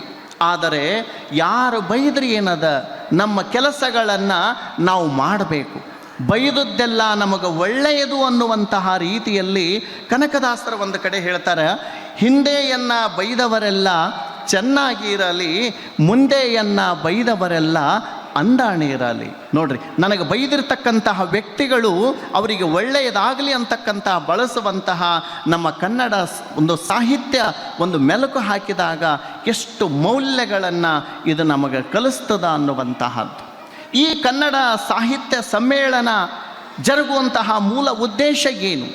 ಈ ಕನ್ನಡ ಸಾಹಿತ್ಯದಲ್ಲಿ ಈ ಒಂದು ಸಮ್ಮೇಳನಗಳಲ್ಲಿ ನಡೆಯುವಂತಹ ಚರ್ಚೆಗಳು, ಇಲ್ಲಿ ಹೇಳ್ತಕ್ಕಂತಹ ವಿಚಾರಧಾರೆಗಳು ಅನುಷ್ಠಾನಗೊಳ್ಳಬೇಕು. ನಾವು ಕೇವಲ ಸಾಹಿತ್ಯ ಸಮ್ಮೇಳನಗಳಲ್ಲಿ, ಆಮೇಲೆ ಗೋಷ್ಠಿಗಳಲ್ಲಿ, ಜೊತೆಗೆ ಈ ನವೆಂಬರ್ ಬಂದಂತಹ ಸಂದರ್ಭದಲ್ಲಿ ನಾವು ಜಾಗೃತ ಆಗಿಬಿಡ್ತೀವಿ. ಆದರೆ ನಿರಂತರವಾಗಿ ನಾವು ಏನಾಗಬೇಕು ಅಂತ ಕೇಳಿದರೆ, ಕನ್ನಡ ಬೆಳೆಸುವ ಕಾರ್ಯವನ್ನು ಮಾಡಬೇಕು. ನಾವು ನವೆಂಬರ್ ಕನ್ನಡಿಗರಾಗಬಾರ್ದು, ನಂಬರ್ 1 ಕನ್ನಡಿಗರಾಗಬೇಕು. ಅಂದಾಗ ಮಾತ್ರ ಈ ಕನ್ನಡವನ್ನು ಬೆಳೆಸಲಿಕ್ಕೆ ಸಾಧ್ಯದ ಅಂತ. ಹಾಗಾದರೆ ಕನ್ನಡ ಬೆಳೆಸಬೇಕಾದ್ರೆ ಏನು ಮಾಡಬೇಕು? ಅದು ಇವತ್ತು ನಾವು ಕಲಿಬೇಕಾಗಿರತಕ್ಕಂತಹ ಮುಖ್ಯ ವಿಚಾರ. ಅನೇಕ ಈ ಪತ್ರಗಳಲ್ಲಿ ಆಗ್ತವ, ಅನೇಕ ಸುತ್ತೋಲೆಗಳು ಬಂದು ಸುತ್ತಿ ಹೋದವು, ಆದರೆ ಅದು ಅನುಷ್ಠಾನಕ್ಕೆ ಬರ್ತಾ ಇಲ್ಲ. ಯಾಕೆ ಬರ್ತಾ ಇಲ್ಲ ಅಂತ ಕೇಳಿದರೆ, ಕನ್ನಡ ಮನಸ್ಸುಗಳು ಅದನ್ನು ಮಾಡಬೇಕು ಅಂತ ಮನಸ್ಸು ಮಾಡಬೇಕು. ಯಾರು ಒತ್ತಾಯಪೂರ್ವಕವಾಗಿ ಇದನ್ನು ಮಾಡಿದರೆ ಸಾಧ್ಯ ಆಗೋದಿಲ್ಲ. ಕನ್ನಡ ಹೇಗಾಗಬೇಕಂದ್ರೆ ಕನ್ನಡ ಸಾಹಿತ್ಯ ಬೆಳೆಸಬೇಕು ಅನ್ನುವಂತಹದ್ದು ಕನ್ನಡಿಗರಿಗೆ ಹುಟ್ಟು ಗುಣವಾಗಬೇಕು. ಹಾಗಾಗಬೇಕಾದ್ರೆ ಕೆಲವೊಂದು ವಿಚಾರಗಳು ಏನು ಅಂದರೆ ಕನ್ನಡ ಮೊದಲ ಆಡಳಿತ ಭಾಷೆಯಾಗಬೇಕು. ಈ ಕನ್ನಡ ಆಡಳಿತ ಭಾಷೆ ಆಯ್ತಪ್ಪ ಅಂದರೆ ಜನರಿಗೆ ಇದರಿಂದ ಸಾಕಷ್ಟು ಅನುಕೂಲಗಳಾಗ್ತವೆ. ಕನ್ನಡ ಅಲ್ಲಿ ಈ ಆಡಳಿತ ಭಾಷೆಯಾಗಿ ಕನ್ನಡ ಆದಾಗ ಜನರ ಸಮೀಪಕ್ಕೆ ಕನ್ನಡ ಬರುವಂತಹ ಕಾರ್ಯಗಳು ಆಗ್ತವೆ. ಅದರ ಜೊತೆಗೆ ಈ ಕನ್ನಡ ಅಂತ ತಿಳ್ಕೊಂಡು ಹೇಳಿದಾಗ ಮಾತೃಭಾಷೆಯಲ್ಲಿ ಪ್ರಾಥಮಿಕ ಶಿಕ್ಷಣ ಆಗಬೇಕು. ಇದು ಎಲ್ಲರೂ ಹೇಳ್ತಾನೆ ಬರ್ತಾರೆ, ಆದರೆ ಅನುಷ್ಠಾನಕ್ಕೆ ಬರ್ತಾ ಇಲ್ಲ. ಅಂದರೆ ಮಾತೃಭಾಷೆಯಲ್ಲಿ ಶಿಕ್ಷಣ ಆಗೋದು ಯಾಕ ಅಂತ ಕೇಳಿದ್ರೆ ಮೂಲ ಏನು ಅಂತ ಕೇಳಿದ್ರೆ ಆರಂಭದಲ್ಲಿ ತಾಯಿಯ ಎದೆಹಾಲನ್ನು ಕುಡಿತಾ ನಾವು ಕಲ್ತಿರ್ತಕ್ಕಂತಹ ಭಾಷೆಯೇ ಒಂದು, ಶಾಲೆಯಲ್ಲಿ ಕಲಿಯುವಂತಹ ಭಾಷೆಯೇ ಒಂದು. ಹೀಗಾದಾಗ ಆ ಒಂದು ವಿದ್ಯೆ ಮಕ್ಕಳಿಗೆ ಹತ್ತುತ್ತಾ ಇಲ್ಲ, ಒಂದು ಯಾಂತ್ರಿಕ ಜೀವನ ನಡೀತಾ ಇದೆ. ಅವರು ಹೇಳ್ತಾರೆ, ಹೇಳಿದ್ದನ್ನು ಹುಡುಗರು ಬಾಯ್ಪಾಠ ಮಾಡ್ತಾರೆ, ಅದನ್ನು ತಿಳ್ಕೊಳ್ತಕ್ಕಂತಹ ಪ್ರಯತ್ನ ನಮ್ಮ ಮಕ್ಕಳು ಮಾಡ್ತಾ ಇಲ್ಲ ಅನ್ನುವಂಥ. ಯಾರೋ ಒಂದು ಮಾಡಿರ್ತಕ್ಕಂಥ ಪಠ್ಯಗಳು ಅವು ಯೋಗ್ಯನೋ ಇಲ್ಲೋ, ಅವು ಇಂಗ್ಲೀಷ್ ಇದ್ದದ ಹೇಳಬೇಕು ಅನ್ನುವಂಥದ್ದು ಅಷ್ಟೇ ವಿಚಾರ. ಈಗ ಯಾವುದೇ ಒಂದು ಕಾನ್ವೆಂಟ್ ಸ್ಕೂಲ್ನಾಗ ಹೋದ ತಕ್ಷಣವೇ ಹೇಳುವಂತಹ ಪದ್ಯ ವಿಶೇಷವಾಗಿ ಹೇಳ್ತಾರೆ, rain rain go away, rain rain go away, go away, John wants to play. ಇವನ್ನೆಲ್ಲ ನಾವು ನೋಡಿದಾಗ ಮೊದಲ ಬರಗಾಲ ಅದು, ಈಗ ಮತ್ತೆ ಮಳೆ ಹೋಗು ಅಂತ ಹೇಳ್ತಕ್ಕಂತಹ ಈ ಒಂದು ಸಂದರ್ಭ ಇದು ಉಚಿತವೇ ಅಂತ ನಮಗನ್ನಿಸ್ತದೆ. ಅದಕ್ಕೆ ನಮ್ಮ ಕನ್ನಡದಲ್ಲಿ ಎಷ್ಟು ಸುಂದರವಾಗಿ ಅದನ್ನು ಹೇಳ್ತಾರ ಅಂತ ಕೇಳಿದ್ರೆ, ಬಾರೋ ಬಾರೋ ಮಳೆರಾಯ, ಬಾಳೆಯ ತೋಟಕ್ಕೆ ನೀರಿಲ್ಲ. ನೋಡ್ರಿ ಎಷ್ಟು ಆ ಒಂದು ಈಗಿನ ಸಂದರ್ಭದಲ್ಲಂತರೂ ಇಂತಹ ಅತಿ ಅವಶ್ಯವಾಗಿರ್ತಕ್ಕಂಥದ್ದು. ಬಾರೋ ಬಾರೋ ಮಳೆರಾಯ, ಬಾಳೆಯ ತೋಟಕ್ಕೆ ನೀರಿಲ್ಲ, ಹುಯ್ಯೋ ಹುಯ್ಯೋ ಮಳೆರಾಯ, ಹೂವಿನ ತೋಟಕ್ಕೆ ನೀರಿಲ್ಲ. ಹೂವಿನ ತೋಟಕ್ಕೆ ನೀರಿಲ್ಲ, ಮಳೆರಾಯ ಬಾ ಅಂತ ಕರೆಯುವಂತಹ ನಮ್ಮ ಪದ್ಯಗಳನ್ನು ನೋಡ್ರಿ. ರೇನ್ ರೇನ್ ಗೋ ಅವೇ ಅನ್ನುವಂತಹ ಆ ಪದ್ಯಗಳನ್ನು ನೋಡ್ರಿ. ನಮ್ಮ ಕನ್ನಡ ಮೌಲ್ಯವನ್ನು ಬೆಳೆಸುವಂತಹ ಸಾಹಿತ್ಯ. ಅದಕ್ಕಾಗಿ ಮಾತೃಭಾಷೆ ಆಗಬೇಕು. ಇದು ನಮ್ಮ ಹೃದಯಾಂತರಾಳದಿಂದ ಬರತಕ್ಕಂತಹ ಭಾಷೆ. ಅದಕ್ಕಾಗಿ ಈ ಮಾತೃಭಾಷೆಯಲ್ಲಿ ನಾವು ಕಲ್ತ್ರಪ್ಪ ಅಂದರೆ ನಾವು ಉಳಿದಂತಹ ಎಷ್ಟೋ ಭಾಷೆಗಳಲ್ಲಿ ಪರಿಣಿತಿಯನ್ನು ಹೊಂದಿದರೂ ಸಹಿತ ಈ ಮಾತೃಭಾಷೆಯಲ್ಲಿ ನಮ್ಮ ಭಾವನೆಗಳನ್ನು ಅಭಿವ್ಯಕ್ತಿಸುವಂತಹ ಸಂದರ್ಭದಲ್ಲಿ ಬಹಳ ವಿಶೇಷತೆ ಆಗ್ತದೆ. ಒಂದು ವಿಚಾರವನ್ನು ಹೇಳ್ತೇನೆ. ಮಾತೃಭಾಷೆ ಎನ್ನುವುದು ನಮ್ಮ ನೋವು, ನಮ್ಮ ಮನಸ್ಸಿನ ಭಾವನೆಗಳನ್ನು ವ್ಯಕ್ತಪಡಿಸುವಂತಹ ಸಂದರ್ಭದಲ್ಲಿ ಈ ಮಾತೃಭಾಷೆ ತನ್ನಿಂದ ತಾನಾಗೆ ನಮ್ಮಿಂದ ಹೊರಗೆ ಬರ್ತದೆ ಅನ್ನುವಂಥ. ಒಮ್ಮೆ ಅಕ್ಬರ ಬೀರ್ಬಲನ ಆಸ್ಥಾನದಲ್ಲಿ ಹೇಗಾಗಿತ್ತು ಅಂದರೆ, ಒಬ್ಬ ಪಂಡಿತ ಬಂದು ಒಂದೇ ಒಂದು ಚಾಲೆಂಜನ್ನು ಹಾಕ್ತಾನೆ. ಏನು ಅಂತ ಕೇಳಿದ್ರೆ, ನನ್ನ ಮಾತೃಭಾಷೆ ಯಾವುದು ಕಂಡುಹಿಡಿಯಿರಿ ಅಂತ. ಆ ಸಂದರ್ಭದಲ್ಲಿ ಎಲ್ಲ ಭಾಷಾ ಪರಿಣಿತರು ಇವನ ಮಾತೃಭಾಷೆ ಯಾವುದು ಅಂತ ಕಂಡುಹಿಡ್ಲಿಕ್ಕೆ ಪ್ರಯತ್ನ ಮಾಡ್ತಾರೆ. ಈಗ ಒಬ್ಬ ಮರಾಠಿಗ, ಒಬ್ಬ ತಮಿಳಿಗ ಬಂದು ಕನ್ನಡ ಆಡ್ಲಿಕ್ಕತ್ರ ನಮಗೆ ಗೊತ್ತಾಗ್ತದೆ ಇವನ ಮಾತೃಭಾಷೆ ಕನ್ನಡ ಅಲ್ಲ ಅಂತ. ಆದರೆ ಆ ಪಂಡಿತ ಹೇಗಿದ್ದ ಅಂದರೆ ಎಲ್ಲ ಭಾಷೆಯಲ್ಲೂ ಪರಿಣಿತ. ಅಂತಹ ಪರಿಣಿತ ಆವಾಗ ಮಾತಾಡ್ಲಿಕ್ಕೆ ಶುರು ಮಾಡಿದ್ರೆ ಇವನ ಮಾತೃಭಾಷೆ ಯಾವುದಂತೆ ತಿಳಿಯೋದಿಲ್ಲ ಅವನಿಗೆ. ಕೊನೆಗೆ ಎಲ್ಲ ಭಾಷಾ ಪಂಡಿತರು ಸೋತು ಹೋಗ್ತಾರೆ.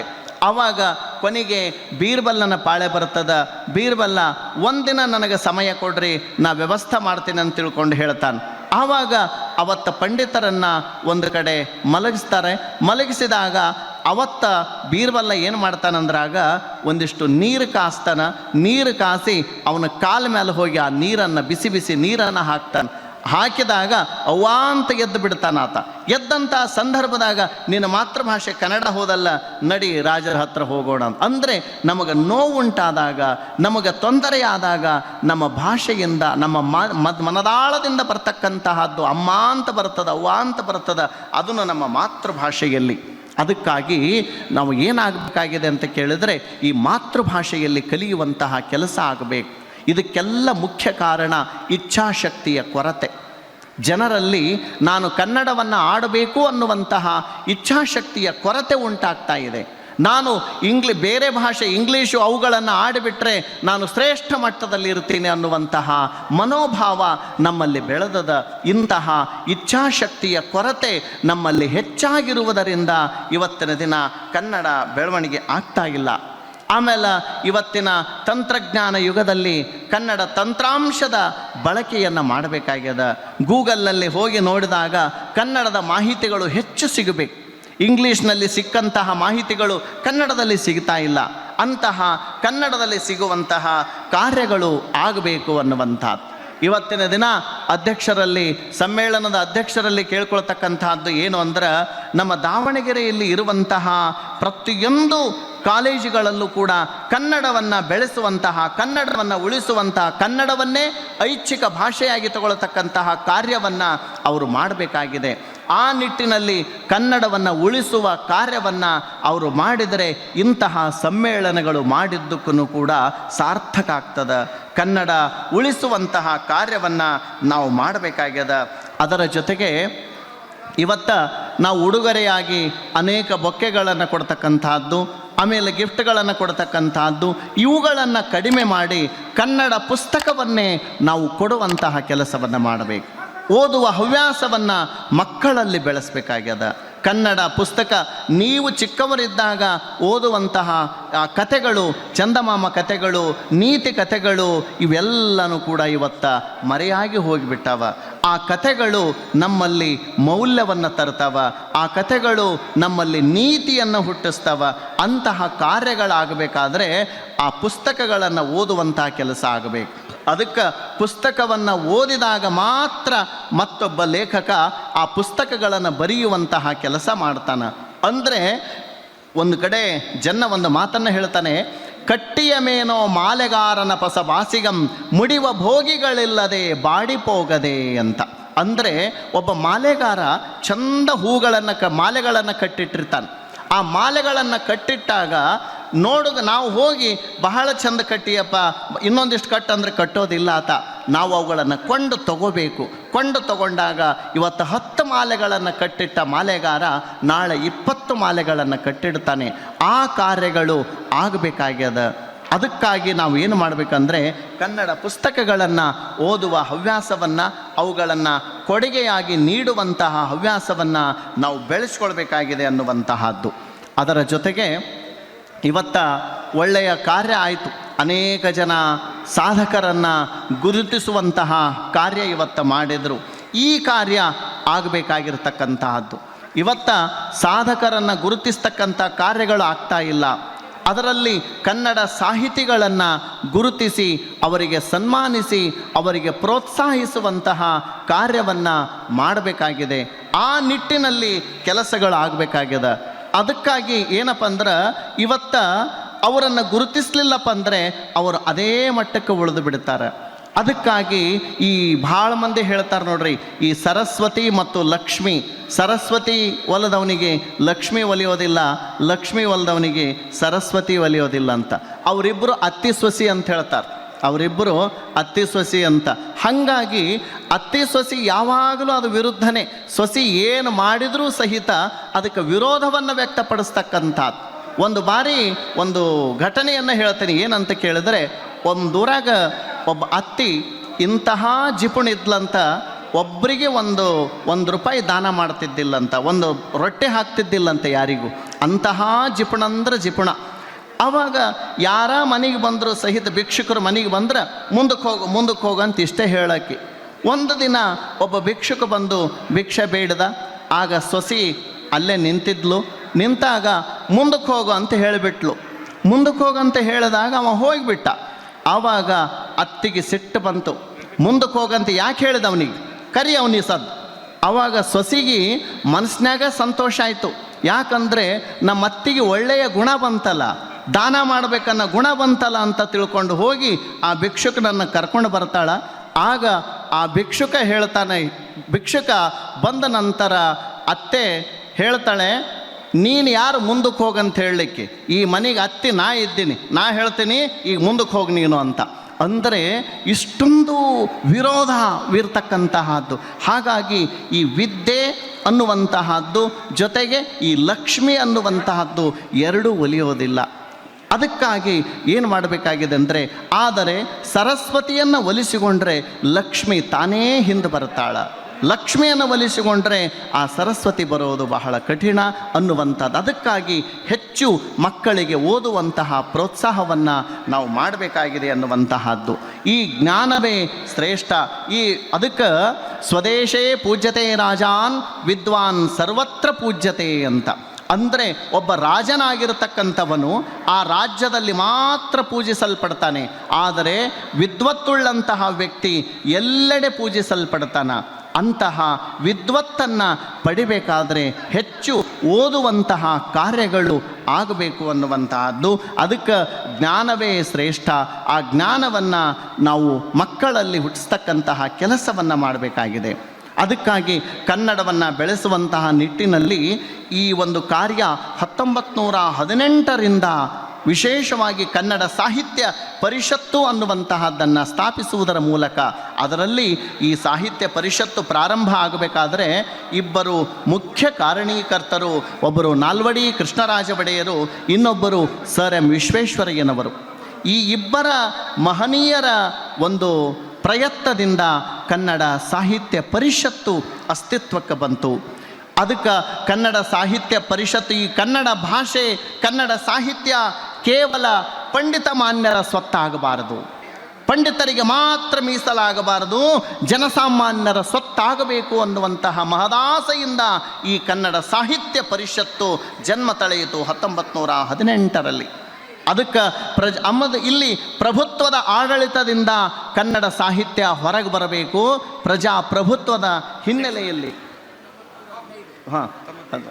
ಅದಕ್ಕೆ ಪ್ರಜಾಪ್ರಭುತ್ವದ ಹಿನ್ನೆಲೆಯಲ್ಲಿ ವಿಶೇಷವಾಗಿ ಆ ಜನ ಏನಾಗಬೇಕು ಅಂತ ತಿಳ್ಕೊಂಡು ಹೇಳಿದ್ರೆ, ಆವಾಗ ಜನಸಾಮಾನ್ಯರು ಕೂಡ ಕನ್ನಡ ಸಾಹಿತ್ಯವನ್ನು ಬೆಳೆಸುವಂತಹ ಕಾರ್ಯಗಳಾಗಬೇಕು ಅನ್ನುವಂತಹದ್ದು. ಆಮೇಲೆ ಈ ಕನ್ನಡ ಸಾಹಿತ್ಯ ಪರಿಷತ್ತು ಈ ಬೆಂಗಳೂರು ಮೈಸೂರು ಭಾಗದಲ್ಲಿ ಅಷ್ಟೇ ಇರಬಾರ್ದು, ಬೆಂಗಳೂರು ಮೈಸೂರು ಭಾಗದಲ್ಲಿ ಅಷ್ಟೇ ಇರಬಾರ್ದು, ಇದು ಎಲ್ಲೆಡೆ ಪ್ರಸಾರ ಆಗಬೇಕು, ಎಲ್ಲೆಡೆ ಪ್ರಸಾರ ಆಗಬೇಕು. ಕೇಂದ್ರೀಕೃತವಾಗಿ ಇದು ಕೂಡಬಾರ್ದು ಅನ್ನುವಂಥ ಉದ್ದೇಶದಿಂದ ಜಿಲ್ಲಾ ಮಟ್ಟದಲ್ಲಿ, ತಾಲೂಕಾ ಮಟ್ಟದಲ್ಲಿ, ಹೋಬಳಿ ಮಟ್ಟಗಳಲ್ಲಿ ಇವತ್ತು ಕನ್ನಡ ಸಾಹಿತ್ಯ ಪರಿಷತ್ತುಗಳು ಕೆಲಸ ಮಾಡ್ತಾ ಇವೆ. ಕೇವಲ ಕೇಂದ್ರ ಸ್ಥಾನದಲ್ಲಿ ಕೆಲಸ ಮಾಡಿದರೆ ಆಗೋದಿಲ್ಲ. ಹಳ್ಳಿಗಳಲ್ಲಿ ಕನ್ನಡ ಸಾಹಿತ್ಯ ರಾರಾಜಿಸಬೇಕು, ಹಳ್ಳಿಗಳಲ್ಲಿ ಕನ್ನಡ ಅಭಿವೃದ್ಧಿಯ ಒಂದು ಧ್ವನಿ ಮೊಳಗಬೇಕು. ಆಗ ಮಾತ್ರ ಈ ಕನ್ನಡ ಸಾಹಿತ್ಯ ಬೆಳಗಲಿಕ್ಕೆ ಸಾಧ್ಯ. ಆ ಕಾರ್ಯ ಇವತ್ತು ಆಗ್ತಾ ಇದೆ ಅನ್ನುವಂತಹದ್ದು. ಅದರ ಜೊತೆಗೆ ಇವತ್ತು ಸಂಸ್ಥೆಯಾಗಿ ಬರೀ ಒಂದೇ ಕಡೆ ಇಂತಹ ಕನ್ನಡವೇ ಒಂದು ಸಂಸ್ಥೆಯಾಗಿ ಬೆಳೆದಿರತಕ್ಕಂಥದ್ದು ದೇಶದಲ್ಲೇ ವಿಶೇಷ ಒಂದಿದು. ಅದೇ ದೇಶದಲ್ಲೇ ಪ್ರಪ್ರಥಮವಾಗಿರತಕ್ಕಂತಹದ್ದು ಇಂತಹದ್ದು. ಅದರ ಜೊತೆಗೆ ಕನ್ನಡ ಸಾಹಿತ್ಯ ಈ ನಮ್ಮ ದಾವಣಗೆರೆ ತಾಲೂಕಿನಲ್ಲಿ ಆದಂತಹ ಸಂದರ್ಭದಲ್ಲಿ ಬಿ ವಾಮದೇವಪ್ಪ ಅವರು ಕರೋನಾದ ಸಂದರ್ಭದಲ್ಲಿಯೂ ಸಹಿತ, ಕರೋನಾ ಇತ್ತು, ಅಂತಹ ಕರೋನಾದ ಸಂದರ್ಭದಲ್ಲಿಯೂ ಕೂಡ ಮನೆಗೆ ಕನ್ನಡ ಮುಟ್ಟಬೇಕು ಅಂತ ನವೆಂಬರ್ ತಿಂಗಳಾಗ 1 ತಿಂಗಳ ಆನ್ಲೈನ್ ಮೂಲಕವಾಗಿ ಎಂತಹ ಒಂದು ಕಾರ್ಯವನ್ನು ಮಾಡಿದರು ಅಂದ್ರೆ, ಮನೆಯಲ್ಲೇ ಕುಳಿತು ಕನ್ನಡವನ್ನು ಬೆಳಗಿಸ್ತಕ್ಕಂತಹ ಕಾರ್ಯವನ್ನು ವಾಮದೇವಪ್ಪವರು ಬಹಳ ವಿಶೇಷವಾಗಿ ಮಾಡಿದರು. ಬಹುಶಃ ಆ ಭುವನೇಶ್ವರಿ ಒಲಿದು ಸಾಹಿತ್ಯ ಕೇವಲ ತಾಲೂಕಾ ಮಟ್ಟ ಅಲ್ಲ, ನೀವು ಜಿಲ್ಲಾ ಮಟ್ಟದಲ್ಲಿ ಕನ್ನಡ ಭುವನೇಶ್ವರಿಯ ಸೇವೆಯನ್ನು ಮಾಡಬೇಕಂತ ಇವತ್ತು ದಾವಣಗೆರೆ ಜಿಲ್ಲಾ ಕನ್ನಡ ಸಾಹಿತ್ಯ ಸಮ್ಮೇಳನದ ಅಧ್ಯಕ್ಷರಾಗ್ಯಾರ. ಇವರು ಮುಂದೆ ರಾಜ್ಯ ಮಟ್ಟದ ವ್ಯಾಪ್ತಿಗೆ ಬೆಳೆಬೇಕು ಅನ್ನುವಂತಹದ್ದನ್ನು, ಆಶಯವನ್ನು ಈ ಸಂದರ್ಭದಲ್ಲಿ ನಾನು ವ್ಯಕ್ತಪಡಿಸ್ತೇನೆ.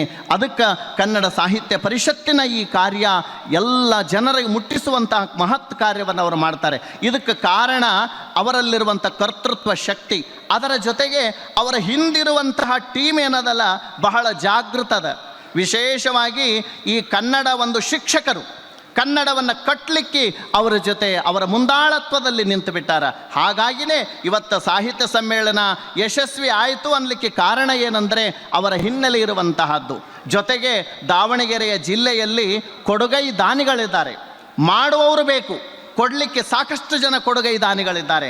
ಆ ಕೊಡುಗೈ ದಾನಿಗಳ ನೆರವಿನಿಂದ ಇಂತಹ ಕನ್ನಡ ಸೇವೆಯನ್ನು ಇವರು ಮಾಡ್ತಾ ಇದ್ದಾರೆ. ಈ ಒಂದು ಸೇವೆ ನಿರಂತರವಾಗಿರಲಿ ಅಂತ ಕೇಳ್ತಾ, ಈ ಒಂದು ಕನ್ನಡ ಸೇವೆಯಲ್ಲಿ ನನಗಿವತ್ತು ಒಂದು 4 ಮಾತುಗಳನ್ನು ಆಡಲಿಕ್ಕೆ ಅವಕಾಶ ಕೊಟ್ಟಿರ್ತಕ್ಕಂತಹ ಈ ಒಂದು ಅಧ್ಯಕ್ಷರಾಗಿರ್ತಕ್ಕಂತಹ ಬಿ ವಾಮದೇವಪ್ಪ ಸರ್ ಅವರಿಗೂ ಹಾಗೂ ಉಳಿದ ಎಲ್ಲ ಸಂಘಟನಾಕಾರರಿಗೂ ಕೂಡ ವಂದಿಸುತ್ತಾ ನನ್ನೆರಡು ಮಾತುಗಳನ್ನು ಮುಗಿಸ್ತೇನೆ. ಜೈ ಹಿಂದ್, ಜೈ ಕರ್ನಾಟಕ. ಈ ಒಂದು ಕಾರ್ಯಕ್ರಮಕ್ಕೆ ಆಗಮಿಸಿದಂಥ ಶ್ರೀ SM ವೀರೇಶ್ ಹನಗವಾಡಿ ಮುಖಂಡರು ಹರಿಹರ ಅವರಿಗೆ ಈ ಒಂದು ಕಾರ್ಯಕ್ರಮಕ್ಕೆ ತುಂಬ ಹೃದಯದ ಸ್ವಾಗತವನ್ನು ಬಯಸ್ತಾ ಇದ್ದೀನಿ. ಹಾಗೆ ಅಜಿತ್ ಸಾವಂತ್ ಸರ್ ಅವರು ಕೂಡ ಈ ಒಂದು ಕಾರ್ಯಕ್ರಮಕ್ಕೆ ಈಗ ತಾನು ಆಗಮಿಸಿದರೆ ಅವ್ರಿಗೂ ಕೂಡ ಈ ಒಂದು ಕಾರ್ಯಕ್ರಮಕ್ಕೆ ತುಂಬ ಹೃದಯದ ಸ್ವಾಗತವನ್ನು ಬಯಸ್ತಾ ಇದ್ದೀನಿ. ಹಾಗೆ ಅಡುಗೆ ಮಲ್ಲೇಶಪ್ಪರವರು ಕೂಡ ಈ ಒಂದು ಕಾರ್ಯಕ್ರಮದಲ್ಲಿ ಈಗ ತಾನೇ ಆಗಮಿಸಿದರೆ ಅವ್ರಿಗೂ ಕೂಡ ತುಂಬ ಹೃದಯದ ಸ್ವಾಗತವನ್ನು ಬಯಸ್ತಾ ಇದ್ದೀನಿ.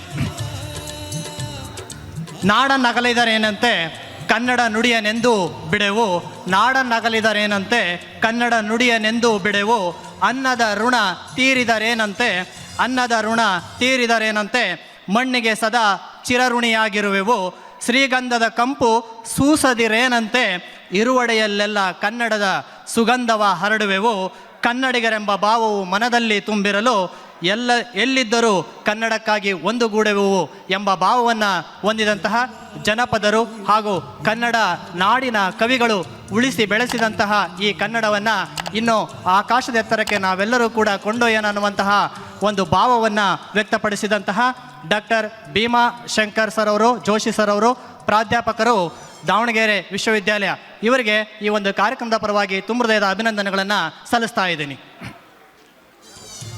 ಹಾಗೆ ಅವರಿಗೆ ಈ ಒಂದು ಸಮ್ಮೇಳನದ ವತಿಯಿಂದ ಅವರಿಗೆ ನೆನಪಿನ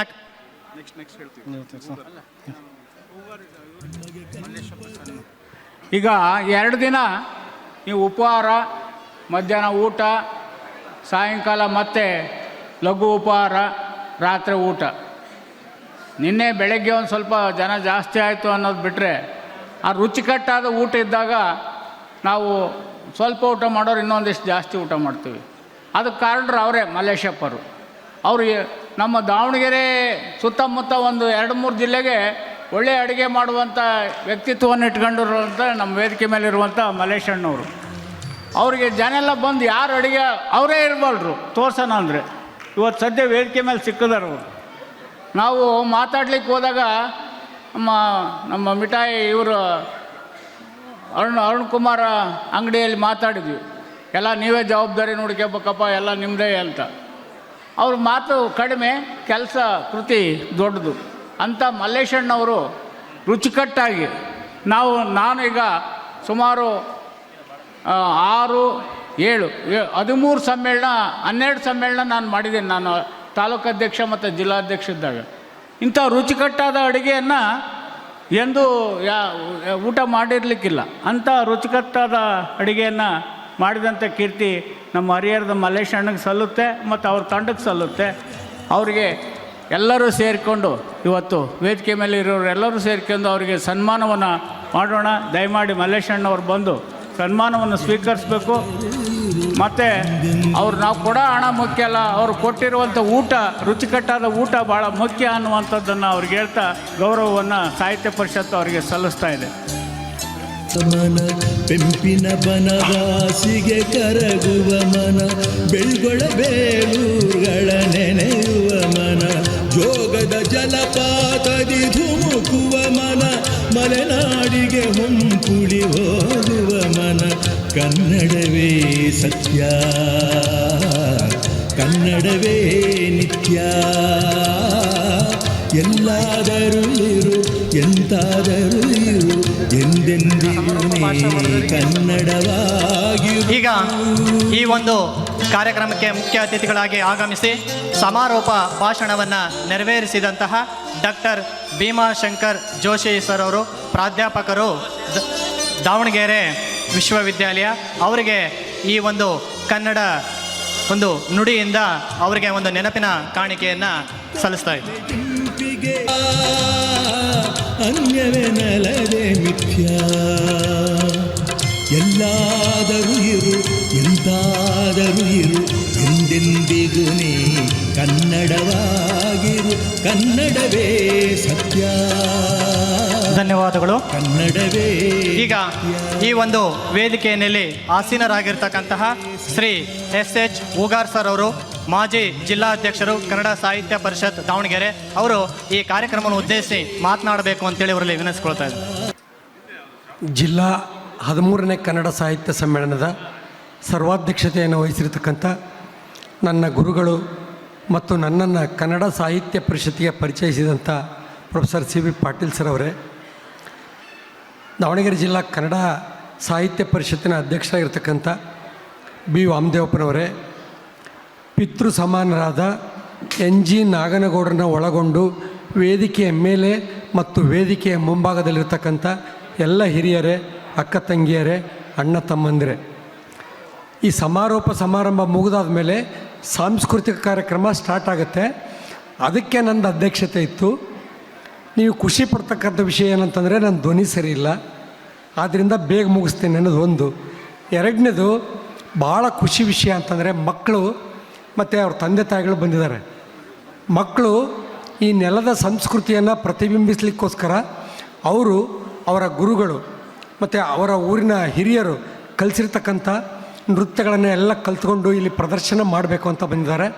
ಅವರ ತಾಳ್ಮೆಯನ್ನು ನಾನು ಪರೀಕ್ಷೆ ಮಾಡಲ್ಲ. ಹಾಗಾಗಿ ಅವರು ಅತ್ಯಂತ ಖುಷಿಯಿಂದ ಈ ಕಾರ್ಯಕ್ರಮದಲ್ಲಿ ಪಾಲ್ಗೊಳ್ಳಬಹುದು ಅಂತ ಹೇಳ್ತಾ, ಜೊತೆಗೆ ನಮ್ಮ ದಾವಣಗೆರೆ ಜಿಲ್ಲಾ ಕನ್ನಡ ಸಾಹಿತ್ಯ ಪರಿಷತ್ತಿನ ಎಲ್ಲ ಪದಾಧಿಕಾರಿಗಳು ಮತ್ತು ಹರಿಹರ ತಾಲೂಕು ಕನ್ನಡ ಸಾಹಿತ್ಯ ಪರಿಷತ್ತಿನ ಅಧ್ಯಕ್ಷರು ಮತ್ತು ಪದಾಧಿಕಾರಿಗಳು ನನ್ನ ಗುರುಗಳನ್ನು 13ನೇ ಜಿಲ್ಲಾ ಕನ್ನಡ ಸಾಹಿತ್ಯ ಸಮ್ಮೇಳನದ ಅಧ್ಯಕ್ಷರನ್ನಾಗಿ, ಸರ್ವಾಧ್ಯಕ್ಷರನ್ನಾಗಿ ಆಯ್ಕೆ ಮಾಡಿದ್ದಕ್ಕೋಸ್ಕರ ಮತ್ತೊಂದು ಸಾರಿ ಧನ್ಯವಾದಗಳನ್ನು ಅರ್ಪಿಸ್ತೇನೆ. ಜೊತೆಗೆ ಎಲ್ಲ ವಿದ್ಯಾರ್ಥಿಗಳು, ಹರಿಹರ ತಾಲೂಕಿನಲ್ಲಿ ನಾನು ಸುಮಾರು 16.5 ವರ್ಷ ಇನ್ಸ್ಪೆಕ್ಟರ್ ಆಫ್ ಸ್ಕೂಲ್ಸು ಮತ್ತು ECO ಆಗಿ ಕೆಲಸ ಮಾಡೀನಿ. ನನಗೆ 80% ಟೀಚರ್ಸು ಮತ್ತು ಮಕ್ಕಳು ಗೊತ್ತಿದ್ದಾರೆ. ಆದ್ದರಿಂದ ಅವರು ಸಂತೋಷದಿಂದ ಈ ಕಾರ್ಯಕ್ರಮವನ್ನು ಮಾಡಲಿ ಅಂತ ಹೇಳ್ತಾ, ನನಗಿಲ್ಲಿ ಮಾತಾಡಲಿಕ್ಕೆ ಅವಕಾಶ ಮಾಡಿಕೊಟ್ಟಿದ್ದಕ್ಕೆ ವಂದಿಸಿ ನನ್ನ ಮಾತುಗಳನ್ನು ಮುಗಿಸ್ತಾ ಇದ್ದೇನೆ. ಜೈ ಹಿಂದ್, ಜೈ ಕರ್ನಾಟಕ. ಈ ಒಂದು ಕಾರ್ಯಕ್ರಮದಲ್ಲಿ ಭಾಗವಹಿಸಿ ತಮ್ಮದೇ ಆಗಿರ್ತಕ್ಕಂಥ ಅನಿಸಿಕೆಗಳನ್ನು ವ್ಯಕ್ತಪಡಿಸಿದಂತಹ ಶ್ರೀ ಎಸ್ ಹೂಗಾರ್ ಸರ್ ಅವರಿಗೆ ಈ ಒಂದು ಕಾರ್ಯಕ್ರಮದ ಪರವಾಗಿ ತುಂಬ ಹೃದಯದ ಅಭಿನಂದನೆಗಳನ್ನು ಸಲ್ಲಿಸ್ತಾ ಇದ್ದೀನಿ. ಈಗ ಈ ಒಂದು ಕಾರ್ಯಕ್ರಮದಲ್ಲಿ ಒಂದು ಸ್ವಲ್ಪ ಬದಲಾವಣೆ. ಈ ಒಂದು ಕಾರ್ಯಕ್ರಮದ ಸಮ್ಮೇಳನ ಅಧ್ಯಕ್ಷರಾಗಿರ್ತಕ್ಕಂಥ professor C V Patil sir ಅವರು ಒಂದೆರಡು ಅನಿಸಿಕೆಗಳನ್ನು ವ್ಯಕ್ತಪಡಿಸಬೇಕು ಅಂತೇಳಿ ಕೇಳ್ಬೋದು. ದಯವಿಟ್ಟು ಕ್ಷಮಿಸಬೇಕು. ಅಧ್ಯಕ್ಷರ ಅಪ್ಪಣೆ ಮೇರೆಗೆ ಮತ್ತೆ 2 ವಿಷಯಗಳನ್ನು ಮಾತಾಡಬೇಕು ಅಂಥೇಳಿ ಅವರ ಅಪ್ಪಣೆಯನ್ನು ತೆಗೆದುಕೊಂಡು ಮಾತಾಡ್ತಾ ಇದ್ದೇನೆ.